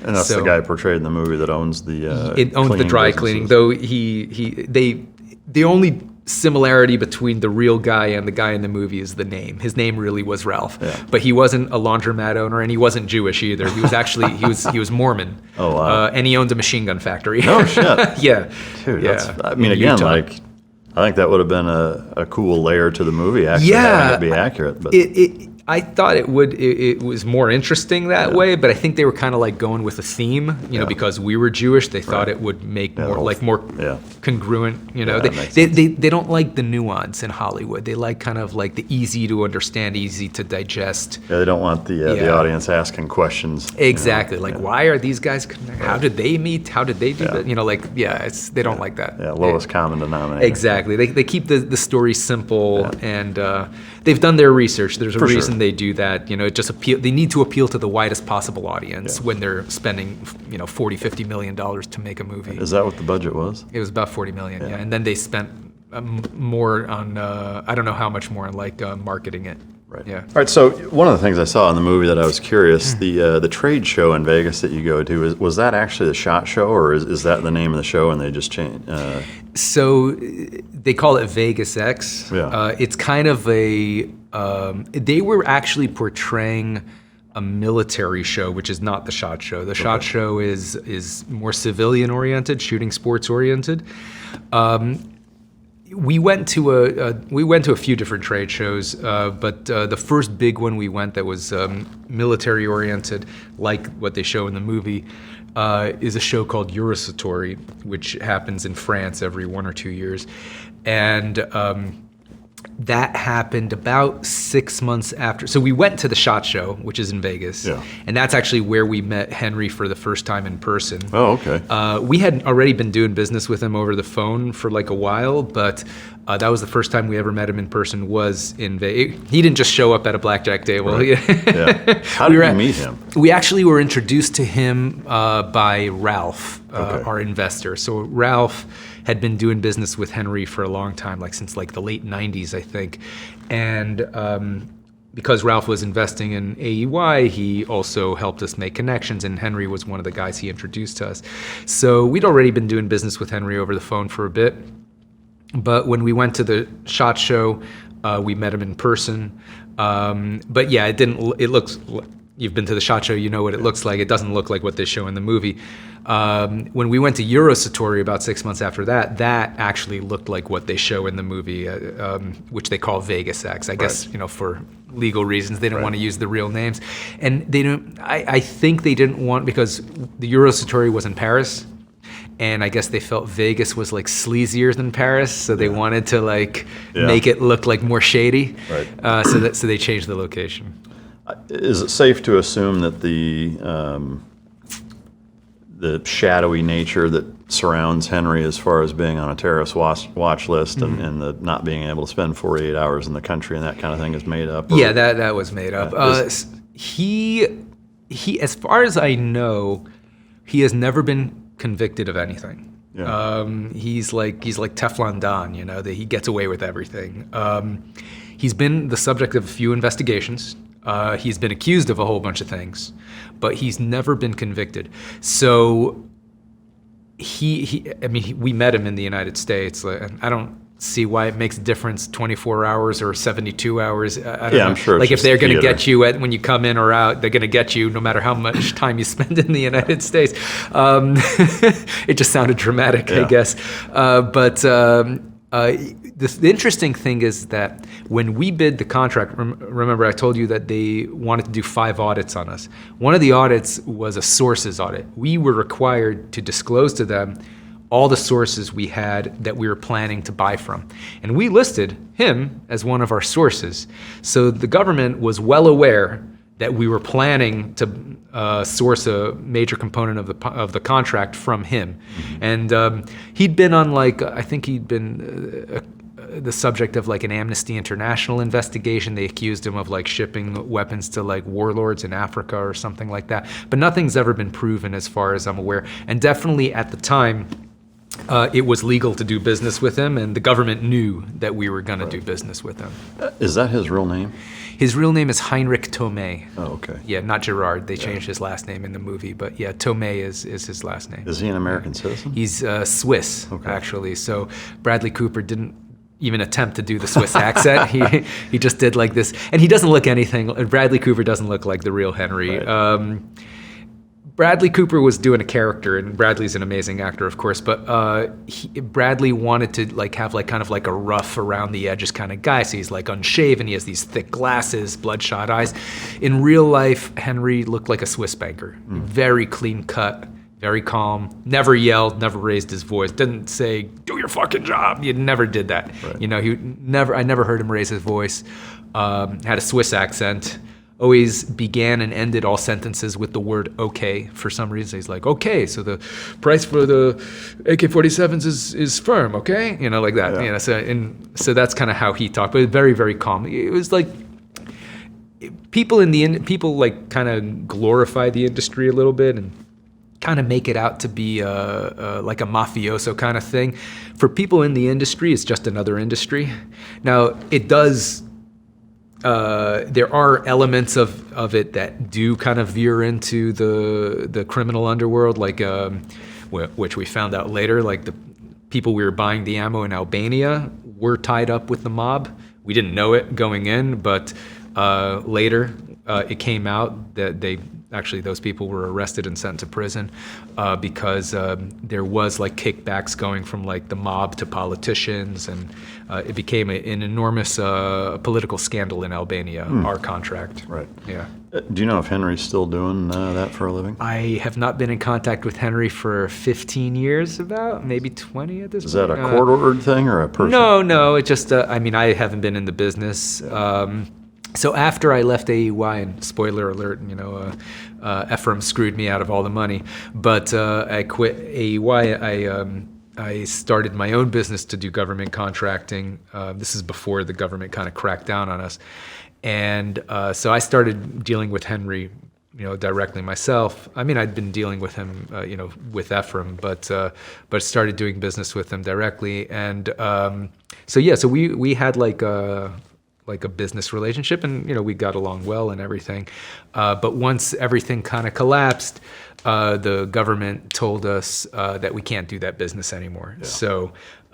So pretty much I cut ties with everybody at that time, and pretty much kept my head down and was a good citizen, as my lawyer told me to be. So that's a good move. Yeah. So diving right into the Afghan contract two if you can kind of, that's the critical component to the story, both in the movie and in real life, when things start to unravel. Two main things I'm curious about, which, number one, the obvious is walking through the entire depiction or portrayal in the movie, what's real, what's not. But then also, was there an awareness on your part at any point leading up to where everything goes really south, that things weren't really above board and you were kind of walking on thin ice and doing things a little shady and you were uncomfortable with it, or kind of walk us through the mentality or mindset during then? Well, the first indication that I got just working with Efraim that he had I guess you could say, a high tolerance for risk, more than my tolerance, I would say, a lot more. Was when I was working on my fuel contracts. And because I was working out of his living room, we had a big desk, and he was on one side, I was on the other side. So we were sharing a desk with our laptops. And so I overheard all his conversations and all that. And I was working on fuel contracts, and he got a call from one of his contacts that was looking to arm the King of Nepal. And the King of Nepal at the time was facing down these pro-democracy protests. and he wanted to buy a bunch of riot gear and heavy machine guns, and like attack helicopters. And Efraim got really excited. He was going to put this, what he called a Save the King package together. And I was like, that's probably not legal, Efraim. I doubt the U.S. State Department would be happy you supporting a king who's trying to crush a pro-democracy protest. And he's like, don't worry about it. You just do your fuel contracts. You leave this to me. And I was like, oh my God, this guy has no problem doing this whatsoever, both legally or morally. And so I was like, wow, should I really be working with this guy? I started questioning myself. And, everyone makes excuses for themselves. But at the time I told myself, well, he's doing it, not me. I'm not involved in that. And I'll just do everything that I feel comfortable doing with. And I'll make a few $1 million and then I'm out. Yeah. And that was like kind of how I justified it to myself. I'll make enough money to be set and then I'll leave this business and I won't do this. So that was like the first indication that like he really didn't have much of a limit on the things that he was willing to do. Do you know, not to get sidetracked, but how would a contract like that even come across your desk, being that it has nothing to do with the U.S. government? Nothing to do with the U.S. government. So when we were trying to supply the U.S. government, we were making a lot of contacts for supplies. Okay. And because it's, some people have sources for one thing but not another, etc. So people who are, whether they're buyers or sellers, if they come across something that they need that they don't have access to, they'll ask the people in their network for that. So Efraim, because he'd already made a pretty wide network for internationally for the supplies of particularly Warsaw Pact munitions and weapon systems, because that's what the Iraqis and Afghanis were using, and that's what the United States government was buying for them. So he had a pretty wide network in that entire industry. And so when one of the people in his network got a connection with the King of Nepal, and the King of Nepal gave him a shopping list, he went to the people in his network, and Efraim was one of the people in his network. Okay. So that's kind of how he got connected. Okay. Yeah. And then moving into what the movie gets right and what's embellished, how does that shake out? As I said before, the relationship drama was completely made up. The weed scene was completely made up. The Triangle of Death scene was adapted from someone else's story. The montage scenes gloss over all the very long and boring hours we had to put in. But other than that, it's accurate. I guess specific to the ammunition in Albania and that, where everything starts to unravel, it's pretty specific. Yeah, that is actually pretty accurate. Really? What happened in Albania was... you getting kidnapped in your hotel? Okay, that part wasn't accurate. And also, let me back up. You're right. I actually didn't go to Albania. Really? So that's a major difference with the movie. Yeah, because at the time, after we won the contract, so another thing they gloss over in the movie is that it was about 30 different types of munitions, right? Everything from like 9mm all the way to like tank rounds and mortars and anti-aircraft rockets. It wasn't any weapon systems for this contract, it was just munition. So we were dealing with at the time we finalized it to maybe I forgot the exact number, but like 7 or 8 different sources in mostly Eastern Europe that we were sourcing from. Albania was just one of them. The 7.62x39, the AK-47 ammo, that was the biggest hassle as far as logistics were concerned because it was the largest volume of material that we were moving, but it was also one of the least profitable ones. We were making way more money on the grenades and on the anti-aircraft rockets than we were on the 7.62x39. So Efraim wanted me, and Efraim decided that he wasn't stopping here. He was using this as a staging point as a launching pad to win even more contracts. So he didn't even want to manage the Afghan contract that we had just won. He wanted to start bidding on other contracts. So he was pretty much put the management of the contract on me. And I was dealing with not just Rock Island Arsenal, the contracting officers in the United States, and the receiving officer in Kabul, but also all these sources that we had sourced in Eastern Europe. So I was pretty busy. And when we realized that we needed to go to Albania to inspect the ammo, which originally we were going there just to weigh the crates, actually. So we originally did an inspection because the fuel prices had gone through the roof, and Efraim was not the kind to buy insurance, so we didn't have any fuel hedges. So we were underwater on that part of the contract because the fuel was so much more expensive than what we budgeted for. And so in order to save on weight, which is the primary cost of air freight, we wanted to remove the wooden crates. So the ammo was packed in these metal tins, it's called sardine cans, that are then packaged in these heavy wooden crates. And we figured, well, we could just get rid of the wooden crates and save a bunch of weight, but we didn't trust the Albanians to give us accurate numbers. So we're like, okay, we need to go inspect the ammo, make sure it's good, of course, but also to weigh the crates and see what our options are as far as saving weight on air freight. Efraim told me, he's like, look, I need you in, he's like, I want you in the office because you're managing the whole contract. You have to deal with, the U.S. Army in Rock Island and Afghanistan and all our other sources. We can't have you go off to Albania, so we need to find someone else to do it. So we got one of my best friends, his name is Alex. He had just done a stint in the French military. He's a dual citizen. And he was looking for work. He also had a degree in international relations, so he's a pretty competent, smart guy. So we're like, okay, well, why don't we hire Alex to go do the inspection and to manage the logistics of that entire operation, because we knew it was going to be lots of aircrafts coming out of there, and so it was going to be an ongoing thing. So we decided to send him to go do the inspection, and he's the one who discovered that it was Chinese ammunition and all that. When they were writing the script, they didn't want to introduce a new character. That's another thing Hollywood does. They like to keep their character lists small, so you invest in those characters, and they don't want to introduce characters late in the movie and all that. So they decided to, instead of introducing this brand new character, they changed the story to have me go to Albania. But Alex didn't get kidnapped either. That never happened. Nobody got kidnapped. There were some situations where he was nervous because, and Efraim was nervous too. Efraim ended up going to Albania to try to negotiate with the Albanians, and ended up in a meeting with a person who we found out later was the leader of the Albanian mob. Wow.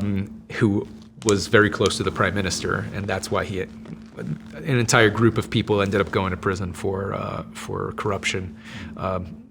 Not just based on our story, it was also based on another thing that happened in Albania. There was an explosion at Gerdek, which people confuse us. They think that we had something to do with that explosion. We actually didn't have anything to do with it. It was the people that we were dealing with in Albania.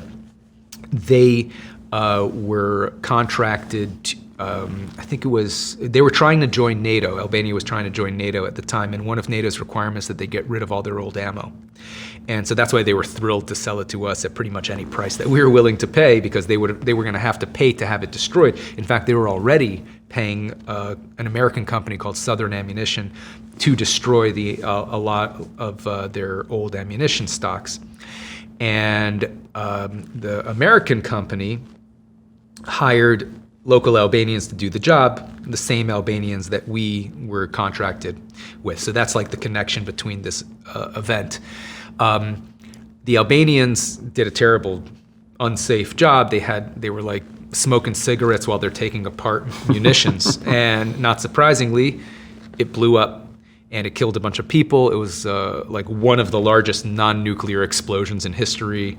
It was an enormous, it rattled the windows in the Capitol, like tens of miles away. It was an enormous explosion. It became a big political scandal within Albania, and a lot of the people involved ended up going to prison. I've seen lots of comments on YouTube interviews I've done that accuse us of being a part of that. They weren't a part of that, but yeah. So the the people involved in Albania were the same, and it did come out later that at least some of them were part of the organized crime in Albania. Okay, that makes sense. I've seen some similar stuff. I was curious, but the two storylines where one, did Efraim try to undercut Henry price-wise? Yes. So that did happen. So that did happen. So what happened was So Alex goes to Albania. He discovers that ammo's Chinese. We realize, crap, well, we can't just get rid of the wooden crates. We also have to get rid of the metal tins because the metal tins have Chinese markings on them, and they have Chinese documentation inside the metal tins. Were you aware of that when it happened as a problem that came up? Yeah, so no, we knew it was a problem immediately because our contract specifically said no Chinese ammunition may be delivered under this contract directly or indirectly. That was the actual language in our contract. And the reason they put that in there, I assume, was because there's an arms embargo against China that I think was started in 1989 after the Tiananmen Square massacre. Now, this ammunition that we were buying from Albania had been given to Albania by the Chinese in the 70s. Albania has a very interesting history. They were run by this crazy dictator, and who was who thought that the Soviet Union was run by a bunch of corrupt, non-true communists, and so he pulled out of his alignment with the Soviet Union and made an alliance with the Chinese. Because he thought that the Chinese were true communists. And so the Chinese, who were thrilled to have a foothold in Europe, decided to arm him to the teeth. He also was afraid that the Soviets would invade him because he was not on good terms with them anymore, and he also thought that NATO would invade him as well because he's a communist. So he thought the world's two superpowers were going to invade his tiny little country, and so his strategy was what he called total war, where every man, woman, and child becomes a soldier, everyone fights to the death. And he built this vast network of underground bunkers all over the country, and put all the Chinese munitions and weapons that he got into these bunkers to protect them from bombardment and also make them available to the general population. And of course, the war never happened. So when Albania came out of the Cold War, they were one of the most armed places on earth. In fact, when their economy collapsed at some point, they were using ammunition as currency. Wow. So you go to buy eggs or milk in the supermarket, you bring a crate of ammo, and that's the medium of exchange they were using until they managed to reinstitute their paper money. So one of the most armed places on earth. But the munitions that were in Albania were transported there in the 70s before there was an arms embargo. So technically, those munitions did not violate the arms embargo. But because, you could buy Chinese AK-47s in the United States legally as long as it was imported before 1989, because it was legal then, so it remains legal once it leaves China. But our contract with the U.S. Army, our commercial contract, did not mention the embargo at all. It just said no Chinese ammunition, directly or indirectly, period. So this ammunition that we discovered in Albania, when we discovered that it was Chinese, violated the terms of our contract, but not the terms of the embargo. So we thought, well, if it's not illegal according to the embargo, maybe they'll give us a waiver. Just say, hey guys, you probably meant this clause in the contract in a reference to the embargo. Can we get a waiver to deliver this stuff? And then we thought, well, maybe they won't give us a waiver because we knew that General Dynamics was really pissed at losing the contract, and they had filed like a protest over us winning the contract. So we thought, well, maybe they're going to feel the pressure from General Dynamics or whatever to say, well, you guys bid on this contract on the terms just like everyone else that no Chinese ammunition would be delivered, and so it's not fair that we give you this waiver when General Dynamics and your other competitors wouldn't have been allowed to bid these munitions. So we thought, well, maybe in that case they might not give us a waiver, and there goes our $300 million contract. So we didn't want to take the chance of losing a $300 million contract, so we decided what they don't know won't hurt them. Yeah. So we'll just repackage the entire thing so that there's no Chinese markings anywhere. Now, an expert in ammunition would be able to look at the head stamp and be able to go to their reference guide and know where this ammunition was manufactured. But we were betting that the receiving officer in Kabul wouldn't care enough to do that and would have no reason to do it. So, and we were right. I mean, the Army did not care where it came from. In fact, it turned out later, we found out in court, later, because this whole thing went to court. Ralph ended up fighting it in court, and so during the court process, there was a lot of discovery that needed to be made. So the government had to provide their internal email conversations to Ralph's lawyers. So we found out that the Army and the State Department knew about the Chinese origin the whole time. The State Department, of course, knew because, I mean, that's their business, right? They know the history of the country they're in. In fact, one of the people from the State Department met with Alex while he was there and said, yeah, this stuff is all like old Chinese ammo, but it's perfect what you guys are doing because it's a win-win-win for everyone. The Afghans get the ammo they need, the US Army gets a really good cheap price, and the Albanians get to get rid of their ammo, which they need to do anyway to join NATO. So it's really a win-win-win for everybody. So the State Department was aware before we even delivered a single round that this stuff was originally Chinese. The U.S. Army was informed about it by email, so there's a record of it, and by the Justice Department. So the way I'll back up a little.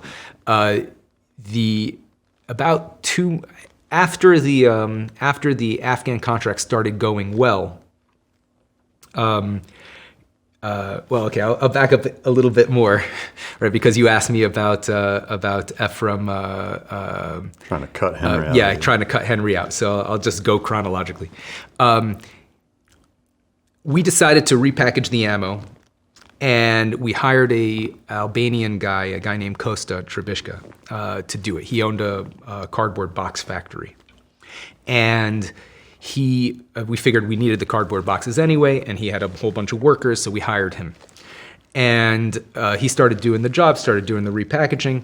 And Efraim asked him, he's like, hey, Kosta, do you know anyone who works in the Albanian Ministry of Defense? And Kosta says, yeah, my cousin works there. It's a small country. So he says, well, can you ask your cousin if he could find out what the Albanian Ministry of Defense is getting paid for our ammunition that we're buying? Because we weren't buying it directly from the Ministry of Defense, we were buying it from Henry, and Henry was paying the Ministry of Defense. So Efraim wanted to know what's Henry's profit margin. So Kosta calls up his cousin a few days later, he tells us, oh, they're paying 2 cents a round. They're getting paid 2 cents a round. And we were paying Henry 4 cents a round.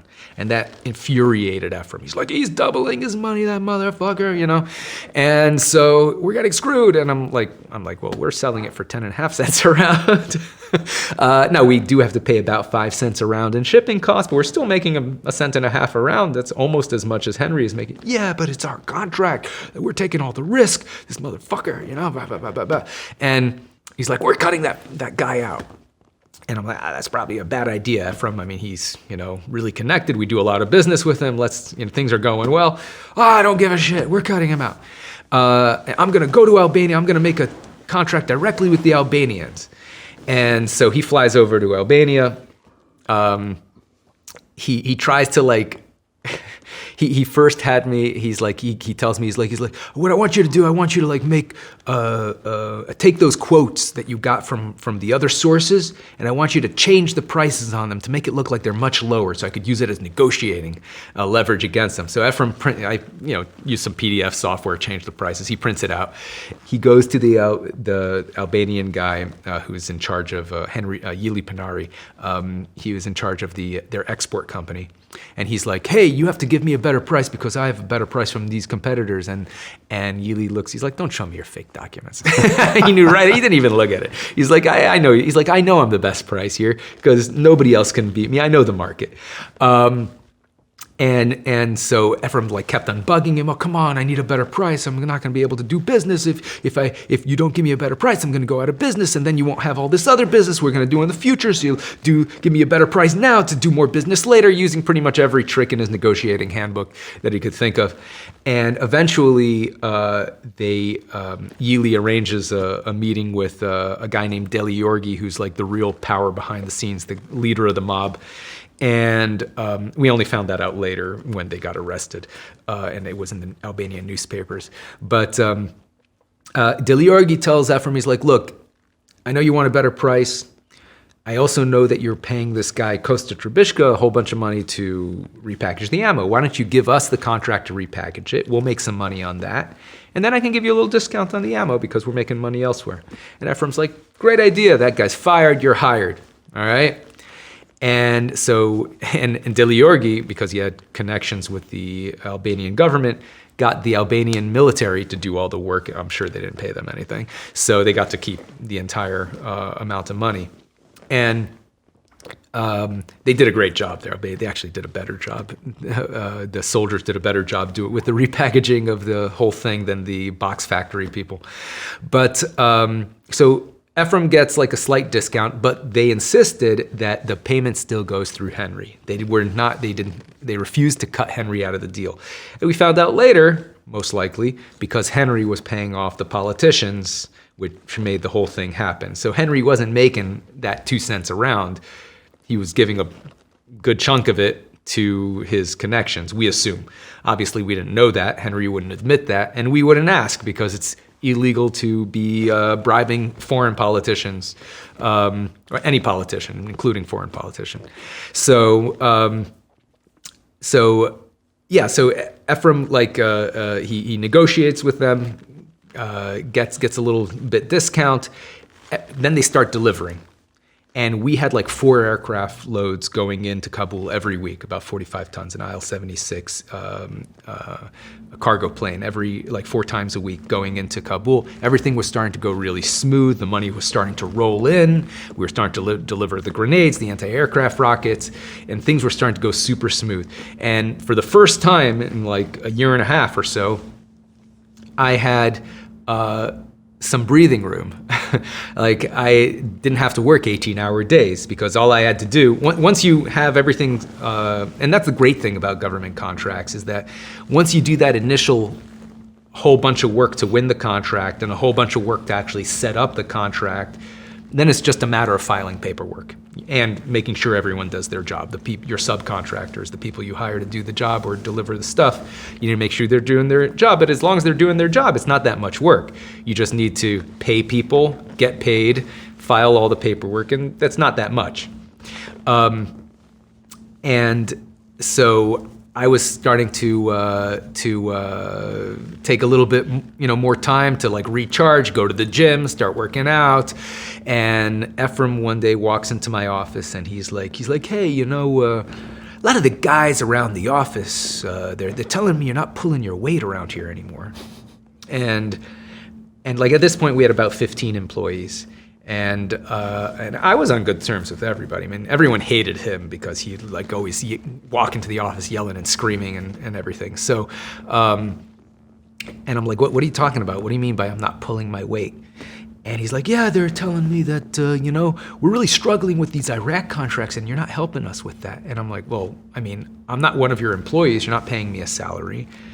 We are on a commission basis. I get paid on stuff that I work on. Do you want to give me a piece of the Iraq contracts? I'll work on that.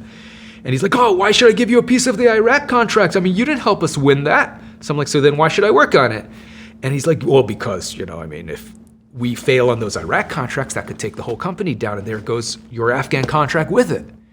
So you have to like worry about the whole company. I'm like, well, then why don't you give me a piece of the whole company? And he's like, you know what? He's like, David, you're a big reason why AY is where it is today. And I own 100% of AY, and I always plan to keep it that way. But because you've been such a big part of our current success and you're my best friend, I'll tell you what, I'm gonna give you a very generous $100,000 a year executive salary and 1% of AEY. And I said, well, right now our deal is that I get 25% of the Afghan contract. So we switched from 50% to 25% because this was like his specialty. And then he had a whole bunch of connections already in the industry, and he needed me to like fill in a lot of the gaps. So he had really 5 major connections that filled like maybe like 50-60% of the contract, and then he needed my help to find everyone else. So he was like, oh, this is my bread and butter. It's not fair that you get the same rate as stuff that you're doing 100% of the work, like the fuel contracts. So I'm like, okay, fine. I mean, this contract's big enough. 25% is fine for me. I'm not like, it's fine. So I'm like, well, our deal now is 25% of the Afghan contract, and that's going to make AEY about 90% of all the money we're going to make over the next 2 years minimum, right? So I think I'll stick with 25% of that instead of 1% of the whole company. And he says to me, he's like, well, how about 0%? Because that's the only offer on the table. Take it or leave it. And I told him, well, in that case, go fuck yourself and I'll see you in court. And I walked out, and I came really close to hitting him. I was really close.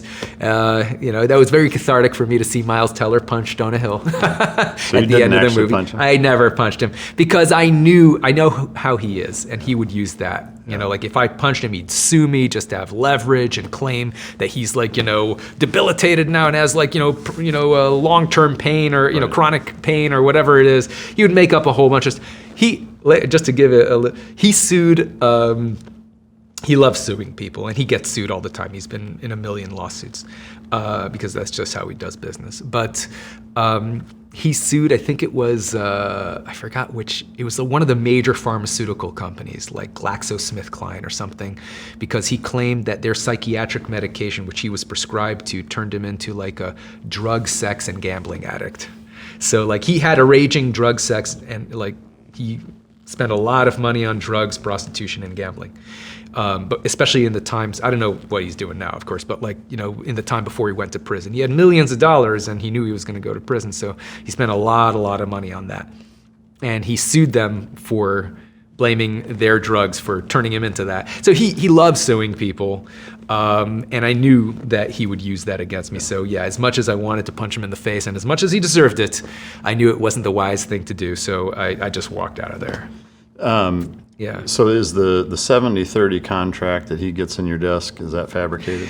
So we actually did have a contract. It said 25%. That's just, I don't know why they changed it to 70-30. Maybe it sounded better. But it was 25% that I was supposed to get. And we did have a contract. It was actually handwritten. It wasn't even typed up.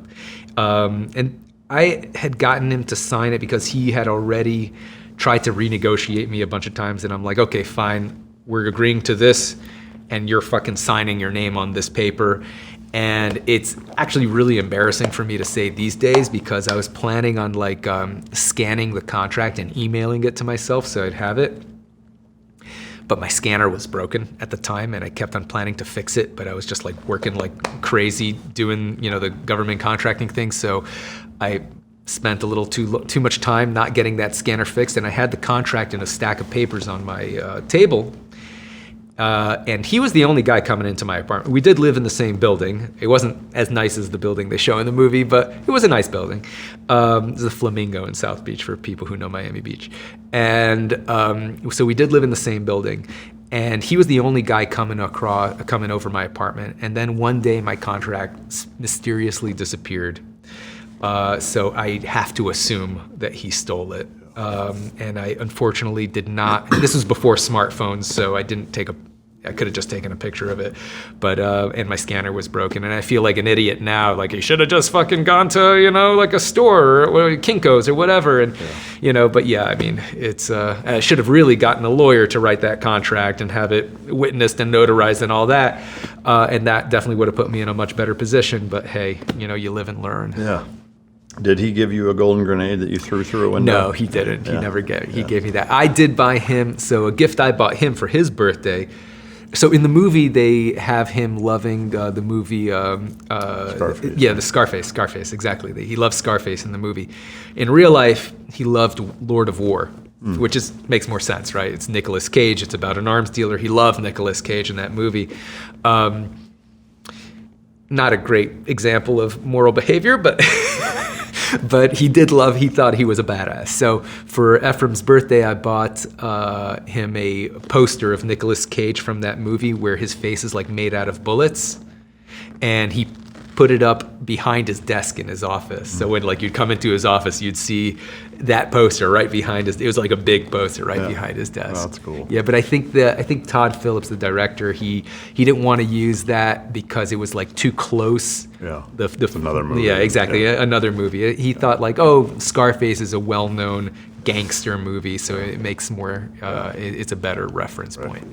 And so the unraveling at that Right. point, is it safe to assume then that it wasn't the cardboard manufacturer calling or was It actually was. Yeah. So the way that whole thing happened was when Efraim switched people to do the packaging, when he went to Diliorgi to do the packaging and fired Costa. Costa called me up and he says to me, he's like, hey, look, I know it's just business, I get it, but you guys hired me to do this job and I manufactured about $20,000 worth of cardboard boxes to do this job. You're gonna need these cardboard boxes anyway, why don't you just buy these boxes from me so I'm not stuck with these boxes? And I was like, yeah, that makes sense, we'll do that. I told Efraim, hey, let's buy these boxes from Costa, you already manufactured them. And Efraim said, okay, yeah, I'll call up the new guys and find out, and tell them to do that. The new guys said, nah, we're good, we already bought our boxes. Costa calls up like a week later. He's like, hey, what's going on with the boxes? And Ephraim's like, yeah, we're not going to buy those boxes from you. Sorry. and I told Ephraim, like, we should probably buy, just pay him the 20 grand. It's only 20 grand. And he knows everything, right? So just pay him to keep his mouth shut. And Ephraim's like, nah, what's he going to do? He's a nobody. He's not going to do anything. Fuck that guy. What's he going to do? Sue me? And if he does, who cares?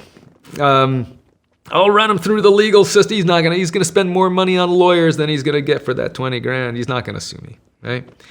And I'm like, he might do something worse than sue you. He knows everything. He's like, nah, he's a pussy. He's not going to do anything. Don't worry about it. I know these kind of guys. Don't worry about it. And like at the time I was, so I hadn't actually pulled any money. I thought it might be a good idea for me to pay the guy myself, right? Because I was really nervous about that whole situation. But I had been living off my savings until this point.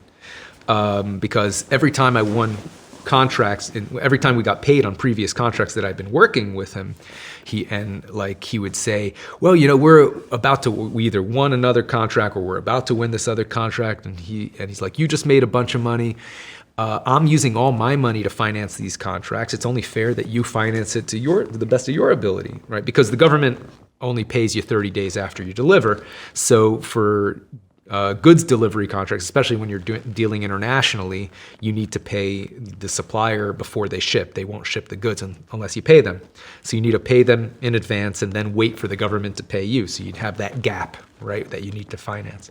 So he said, I'm financing it with my money. It's only fair that you finance it with your money. You made this money in these contracts. You should just roll it over to the next contract. And he kept on doing that. So all my money was kept on getting rolled over to the next contract, the next contract, the next contract. So I didn't really, and I was starting to run low on money at this point. But I wasn't worried. I'm like, I have millions of dollars coming to me. We won a $300 million contract, and I'm getting 25% of that. So it's fine. I still had enough money to live. But I didn't have like a spare 20 grand that I could pay out of my own pocket. So, and this was also about the time Efraim started kind of indicating to me that he was like, fuck you. Yeah, he was about to fuck me over. So I'm like, maybe I shouldn't be doing that. Shouldn't be spending the last penny I have because I might need that. So anyway, Efraim didn't pay the guy. Costa got super pissed. Rightfully so. And Costa called up the New York Times and told them what we were doing. And he called up the FBI and told them what we were doing. And his biggest mistake was he called up the local Albanian press. And he told them that the Albanian politicians are getting kickbacks from our contract, which was probably true. But Maybe not the smartest thing. Not the smartest thing for a guy in Albania to do, right? Albania has a reputation for corruption and Handling things the old-fashioned way. Yes, and organized crime and for people having accidents.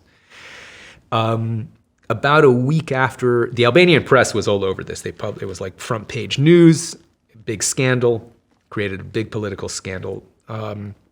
About a week or two after that article came out in the Albanian press, Costa ends up dead. He ends up, they found him in a field, like a dirt road. He had been thrown from his car. He was lying face down in the dirt. Somehow his own car had run him over. So, and the Albanian authorities classified it as an accident. Yeah. So, of course, nobody really believes it was an accident. But yeah, it was very disturbing. So for about that same time is when Efraim screwed me over and I left the company, and I was like super depressed, of course, because I expect them to have millions of dollars. I had millions. I thought I went from thinking I was going to be like a multimillionaire set for life, because I was set. If everything had gone well, I was going to make personally about $15 million. Wow. Yeah.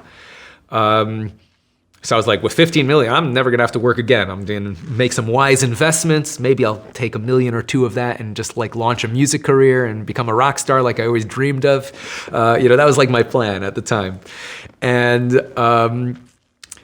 so I went from like, oh, I'm set for life to shit, I'm like running out of money quick. I have a fucking baby daughter to support. So I better figure something out real quick. So it was a really, really hard time. I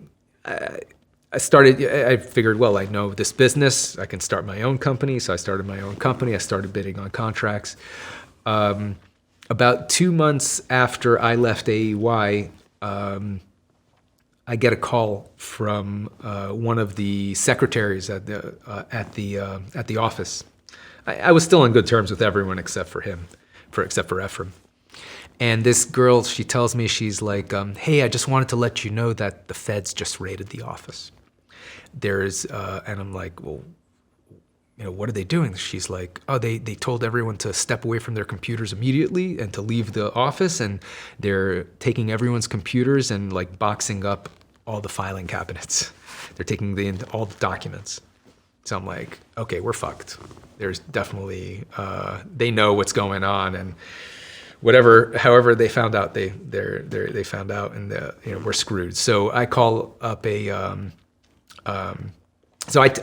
immediately told Alex, and Alex, who's still in Albania, managing the whole operation, and Alex, who has a degree in international relations, right? So he's aware of like the, kind of the politics, and the implications. He was like, why do they care about this? This stuff was delivered before the embargo. This isn't illegal as far as the embargo is concerned. I'm like, I don't know, but they raided the office. And this is the only thing I could think of that we did that would cause them to raid the office.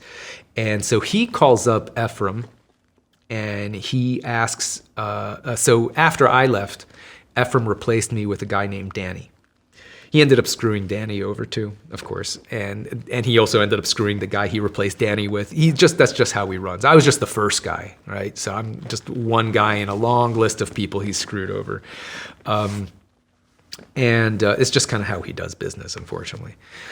So Alex calls up Danny and says, hey, he wanted to like kind of feel him out, see what's going on. He's like, hey, I got this aircraft landing in a few hours. I need these documents. Can you send them over to me? Because I told him that they had made everyone leave the office. So he hears Danny cover the phone, the cell phone, and whisper to Efraim, hey, Alex is calling me up.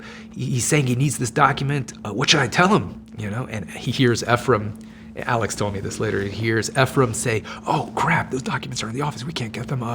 Tell them there was like a bomb threat. Yeah, tell him there was a bomb threat on the building, and so we had to leave, but we'll get it to him later, so don't worry about it.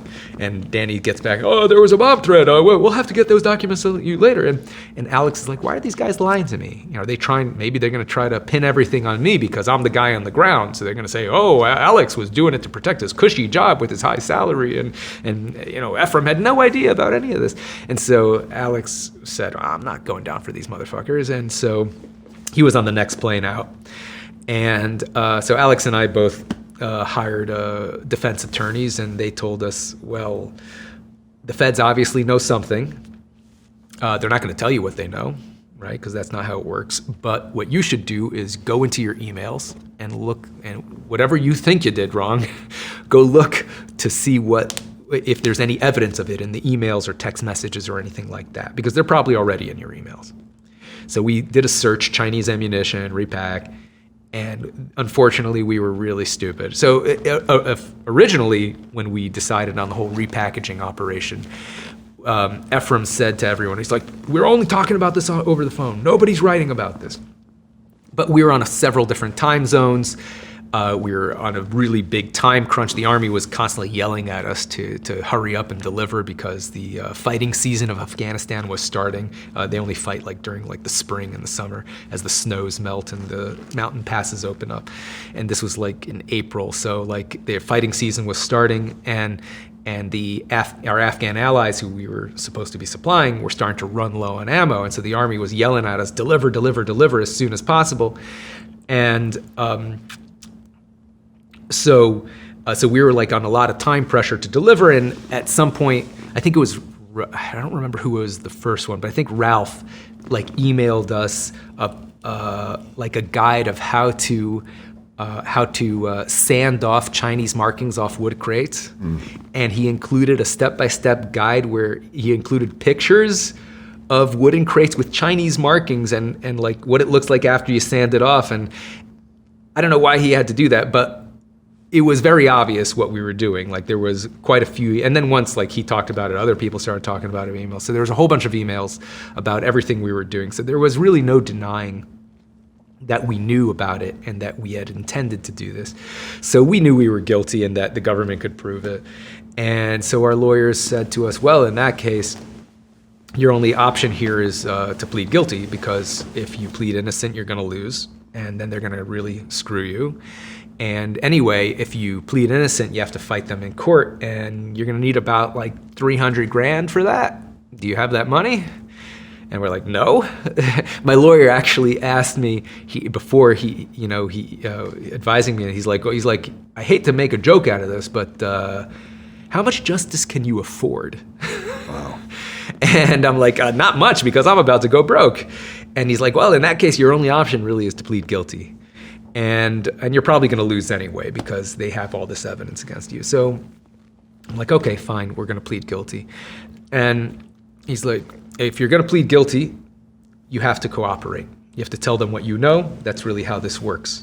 And if you tell them what you know, you have to tell them everything. You can't tell them one thing or not tell them. You can't omit anything or change anything. If you do that, then they're not going to give you credit for anything, and they'll ask the judge to go extra hard on you for lying or omitting stuff. So the agents had an interview with me and with Alex. They asked, separately, of course, and they asked us what we knew, and we pretty much told them the truth. And at the end of the meeting, one of the agents tells me, he's like, I know you're probably wondering what we know already, because they didn't tell us anything. And he says, I just want you to know that when we did the raid on AEY's office, we found a handwritten to-do list on Efraim's desk in his handwriting. And one of the items on the to-do list was repackaged Chinese ammo. So that part of the movie is accurate. It was also. true. Yeah. He actually wrote that. They found it on his desk, and that was one of the pieces of evidence they got.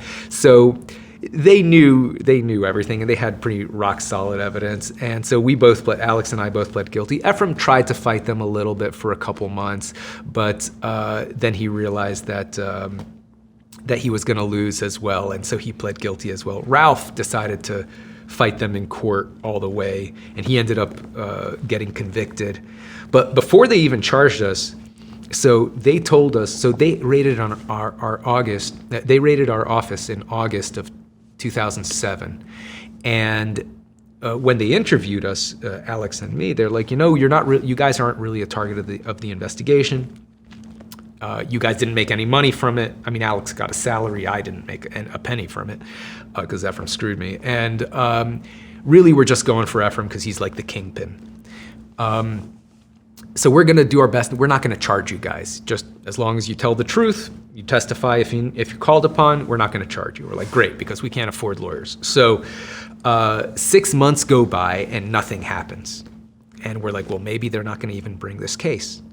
And then in March 28th, 2008, a date that shall live in infamy in my mind, the New York Times publishes a front page article, which is the culmination of like 6 months of their investigative reporting.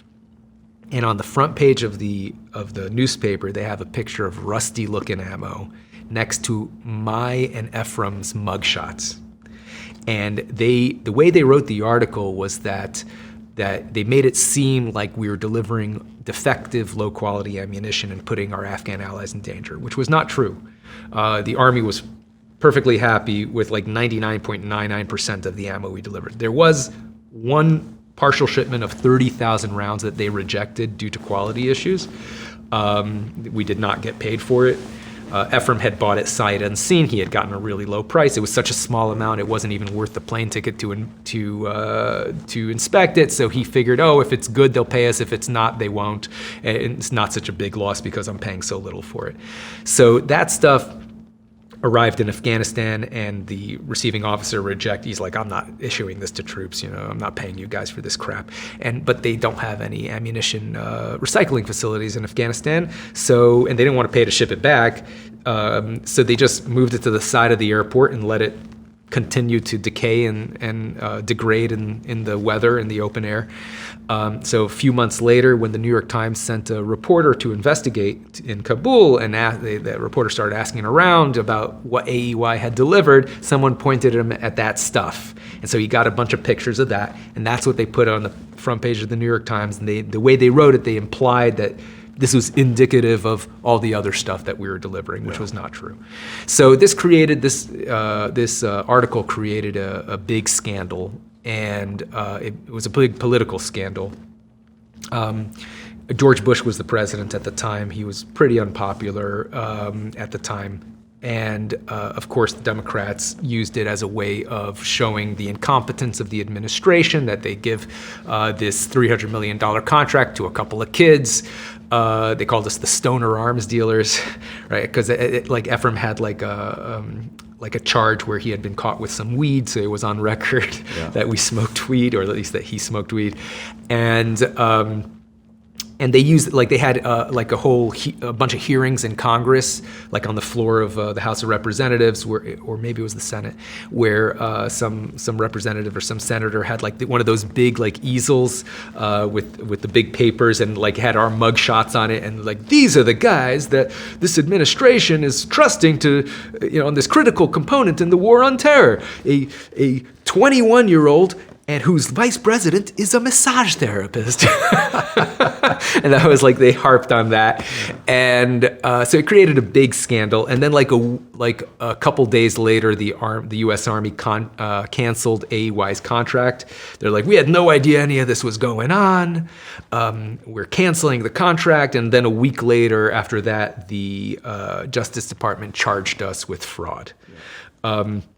Now, as I said, it came out later in court when Ralph went to trial that the Justice Department, when they raided AEY's office and confirmed all the Chinese ammo stuff, they sent an email to the U.S. Army saying, hey, this ammunition is Chinese in origin.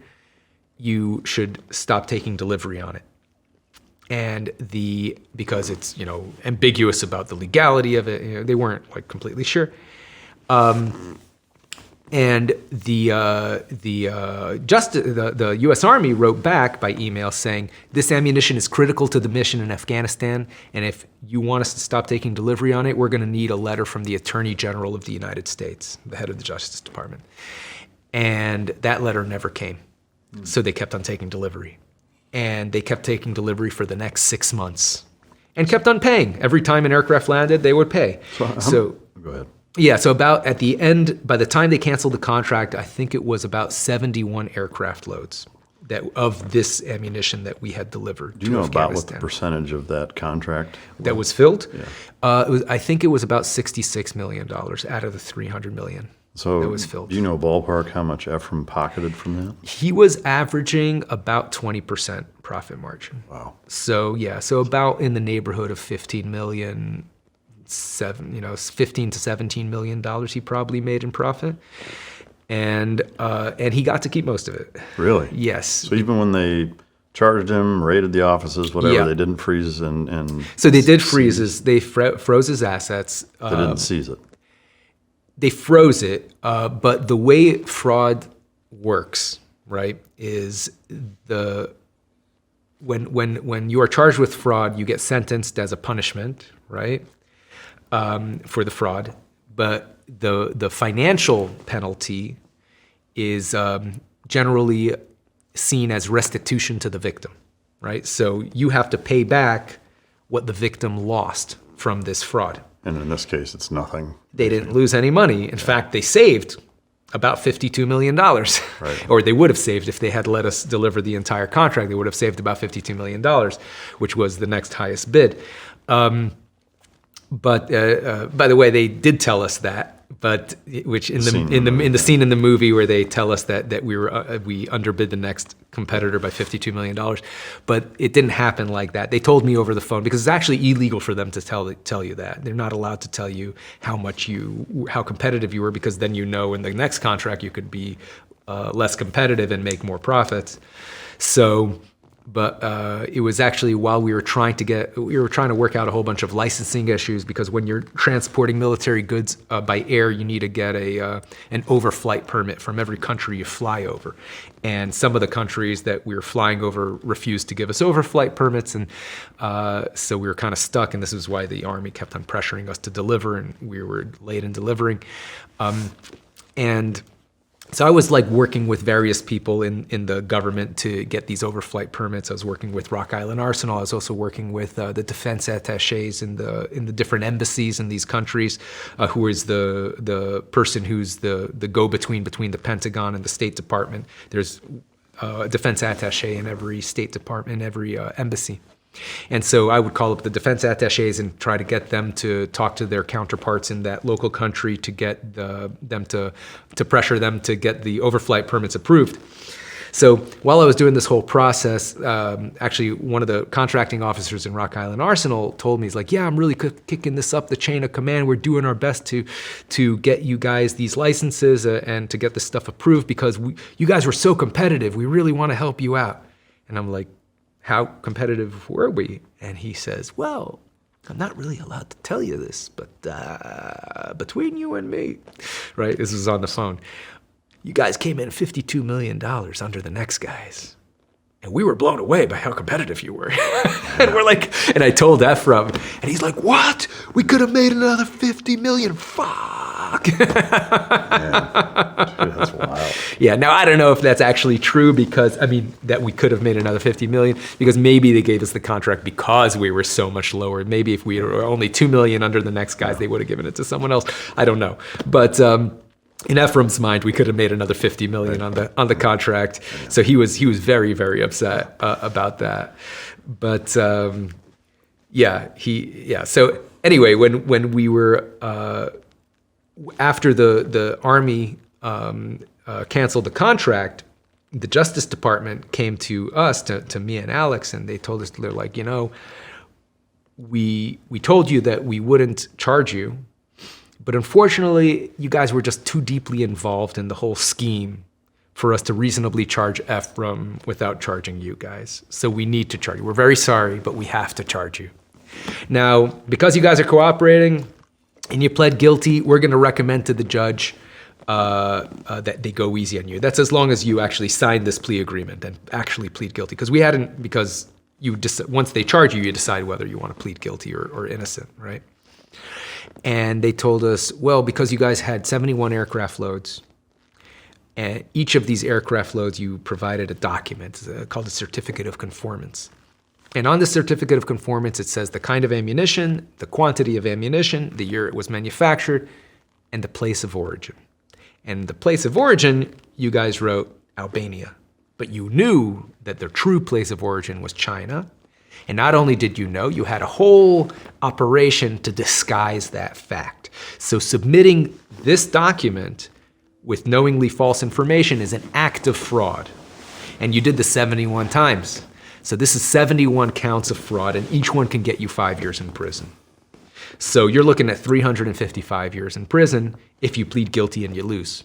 Now, if you plead innocent, as prosecutors, we have the power to combine those 71 acts into one. So the maximum the judge can give you, the judge decides your sentence, not up to us, not as prosecutors. We can recommend to the judge, but it's up to the judge. The judge could sentence you maximum up to 5 years. And because we're going to go to bat for you for pleading guilty, we'll recommend a low end of the guidelines. So maybe you'll do a year, maybe nothing. It's up to the judge. So what will it be? You want 355 years or 1 year, maybe nothing? So it wasn't really much of a choice. Not that even if we thought we would win, we couldn't afford to fight him in court anyway. We didn't have the money for it. So we both pled guilty. And as I said, like Efraim also pled guilty eventually. Ralph ended up going to trial and fought them in court. Because Ralph wanted to fight them in court, and they wanted to keep Alex, me, and Efraim as potential witnesses in Ralph's trial. They didn't want to sentence us until Ralph's trial was over. So Ralph's trial, the first trial, was a mistrial. One juror refused to convict him, and so they had to do the whole trial again, and then they convicted him. He ended up getting sentenced to 4 years. But because that whole thing, he went to trial twice, that entire process took 3 years. Oh. So we were not sentenced for 3 years. And during this time, we were out on bond, right? We posted bail so we wouldn't have to stay in jail before being sentenced. How much was that, if you don't mind me? For me, it was, I think it was like $15,000, but you're able to finance your bail. So like it was only like $1,500 to pay to the bail bondsman. Efraim, I think, got like a $100,000 bail. So he had to pay $10,000 to a bail bondsman. So not, considering the numbers of the contract, not crazy, yeah. but affordable for us anyway. So during this time, they had requirements of while you're out on bond, we weren't allowed to leave the southern district of Florida, so we had to stay in the South Florida area. And the prosecutors told us you can't be in the business, you can't be in the arms business. And my lawyer told me, he's like, you have to be the most perfect Boy Scout from now on before you're sentencing, because you don't want to give the judge any reason to go hard on you. So my lawyer told me, he's like, you need to go get a job at a nonprofit, go back to school, and be a goody two-shoes until you get sentenced. So that's what I did. I got a job at a food bank. I went back to school. I started studying mechanical engineering. So you didn't go back to massage? And I did go back to massage because I wasn't allowed to do the government contracting. I was actually about to win my first multi-million-dollar contract under my own company. They literally told me the day before the New York Times article got published that they were going to start the audit process on my company to award it. It was like an anti-aircraft ammo that I was set to make about $1.5 million personally. Wow. I was about to make $1.5 million personally, and just on my own, without Efraim, without anyone else.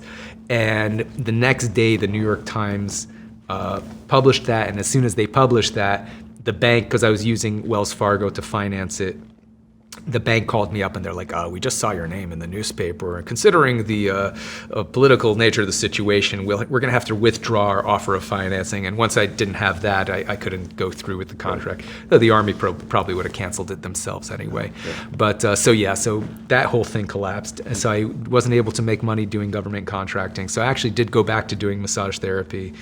And working at a nonprofit at the food bank. Was there ever a happy ending? In the sense that I think you're talking about, no, absolutely. For the record, no. Though I have been asked, that part is true. I worked in South Beach, which is a big center of the gay community, and I was a handsome young man, and so I have been asked a few times, very respectfully. I will say that the gay community, I have had plenty of gay clients as a massage therapist, and 99.9% of them were totally very respectful, never did anything, that would make me uncomfortable. Like in my entire career, and I did work in total about 5 years as a massage therapist, so not a small amount of time. I've been like hit on maybe like 3 times, right, by gay men. Yeah. And the second I told them I was straight, they were extremely respectful. They never pushed it. They never made me feel like threatened in any way. Like I think it's there's a very different dynamic amongst men than because I know I have friends who are female massage therapists, and they've had like some uncomfortable situations and probably way more often, and also way more scary because there's a big power imbalance there, between a man and a woman than between 2 men. A gay man knows that if he pushes, he'll get punched in the face, so like he won't like, usually, obviously, I mean, I can't speak for everybody, but yeah, so that scene where it's just a funny part of the story. Yeah, that actually happened to me. That happened to me. I once had that exact thing happen to me. The towel fell off. Yeah, like accidentally. But as soon as like I say, hey, I'm straight, they're very, very respectful, and they're embarrassed, and they apologize and everything. It's not like I haven't had any like bad situations like some female massage therapists that I know have had. So you walked away with nothing. Yeah, so I walked away with nothing. Efraim walked away with 17 million. Ultimately got to keep it. Yeah, he got to keep it. The only thing that they could get him to pay as far as restitution was the cost of rebidding the contract out. Okay. So they said, hey, you guys lied to us and forced us to cancel your contract and rebid it to someone else. That entire process cost us $350,000. Wow. That's what they said. So Efraim was hit with a $350,000 bill, but he got to keep the 17 million that he managed to make from it. And I assume you seeing him in court never really happened. You never got anything from that? So I did sue him years later. And we ended up settling for a tiny fraction of what he owed me. I'm embarrassed to say how much because it was so small. I just wanted him out of my life at that. I wanted to get something out of it because he rightfully owed it to me, but I also didn't want to chase him for years. And I knew the way he worked, he would rack up my legal expense. I mean, that's a method that people do, especially when there's a imbalance in how much how much money each party has. So the richer party will try to rack up the poorer party's legal expenses to kind of drain them, to kind of make them quit. And I also knew that he had secret offshore bank accounts. Because he told me he had like bank accounts in the Seychelles Islands at some point. He probably moved it since then, but I knew that even if I won, he would probably hide his money overseas and it would be hard to collect. And so I was like, you know what? I don't want to fight this guy and go into debt to pay my lawyers for the next few years and then maybe collect later. So I just want to get him out of my life. So I ended up settling for a tiny fraction of what he owed me. So I got a little bit out of him, but not much. But as far as what happened to Efraim, he ended up pleading guilty, but he couldn't stay out of the business. As I said, he has a much higher tolerance for risk than I do. I was scared shitless. I mean, I was like, I'm looking at years in prison. I'm going to do everything my lawyer tells me and not deviate from it for a second. Efraim, they told him, you got to stay out of the arms business. He just decided to get like a new lackey and start a company, have that guy start a company and do business through his company. So he was doing that, and he was trying to do some like deal with some company and some arms dealer in I think it was based in the Orlando area.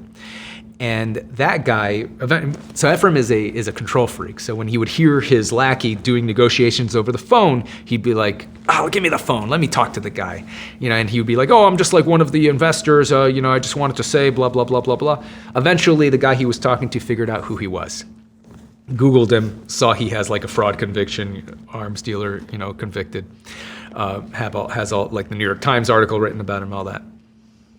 This guy calls up the ATF and tells the ATF, "Hey, I've got this convicted arms dealer trying to do business with me. What should I do?" Right? He probably thought he was trying to entrap him to get a reduction on his sentence.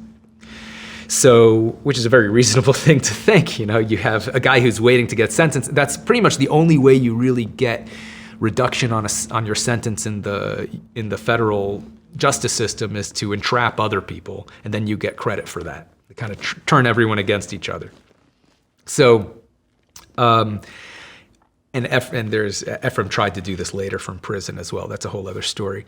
But so this guy thinks Efraim's trying to entrap him and calls up the ATF, and the ATF tells him, why don't you introduce one of our undercover ATF agents to him as your business partner?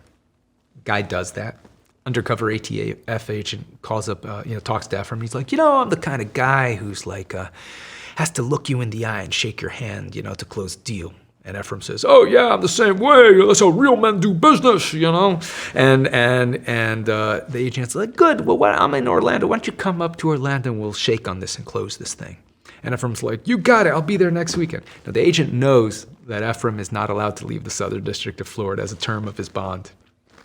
The agent also knows that Efraim is a convicted felon, and therefore it's very illegal for him to be in possession of a firearm. The undercover agent keeps on trying to tell Efraim to bring a gun to the meeting so they could go shooting together. Efraim tells him, oh, I'm not going to do that. I'm a convicted felon. I can't be in possession of a firearm. The agent's like, oh, come on, nobody will know, and keeps on. Ephraim's like, no, I'm not going to do it. Efraim drives up to Orlando. The undercover agent knows that it's also illegal for you to knowingly hand a convicted felon a firearm. So what does he do? He pops open the hood of the trunk of his car, and he tells Efraim, he's like, hey, check out that gun I got in there. It's the latest HK on the market. It's got the cool this thing and that thing, it's super cool. And Ephraim's like, oh, I heard of that thing. Let me see it. Reaches in, picks it up. It's like, oh, this thing is so cool. Let's just go to the range and pop off a few rounds. What can I say? I mean, once a gun runner, always a gun runner, am I right? And the agent slaps the cuffs on him. Right then and there. And he's like, you're a felon in possession of a firearm. You're under arrest. And so because he broke the terms of his bond, he had to spend like almost a year in like county lockup, which is no picnic. Before he got sentenced. And so he invalidated his plea agreement. So if you commit a crime before getting sentenced, that invalidates your plea agreement, meaning the government is not obligated to go to bat for you with the judge. They don't have to say, go easy on this guy, he pled guilty. They could say, throw the book at him, he committed another crime. So that's what they said to the judge. So he could have gotten a maximum of 5 years for the fraud charge. That was the statutory maximum. And he could have gotten another 10 years for the gun possession charge. So he could have gotten 15 years total. He hired the best lawyers in Miami. From what I hear, he spent millions of dollars on them. They negotiated hard, and he ended up getting sentenced to 4 years in prison. He got out, I think, in 3.5 because he did some drug program. Right. Yeah. Wow. You did house arrest for 8 months? I did. Yeah, I got sentenced to 7 months of house arrest. So I didn't even do any prison. I was extremely, extremely fortunate. Yeah.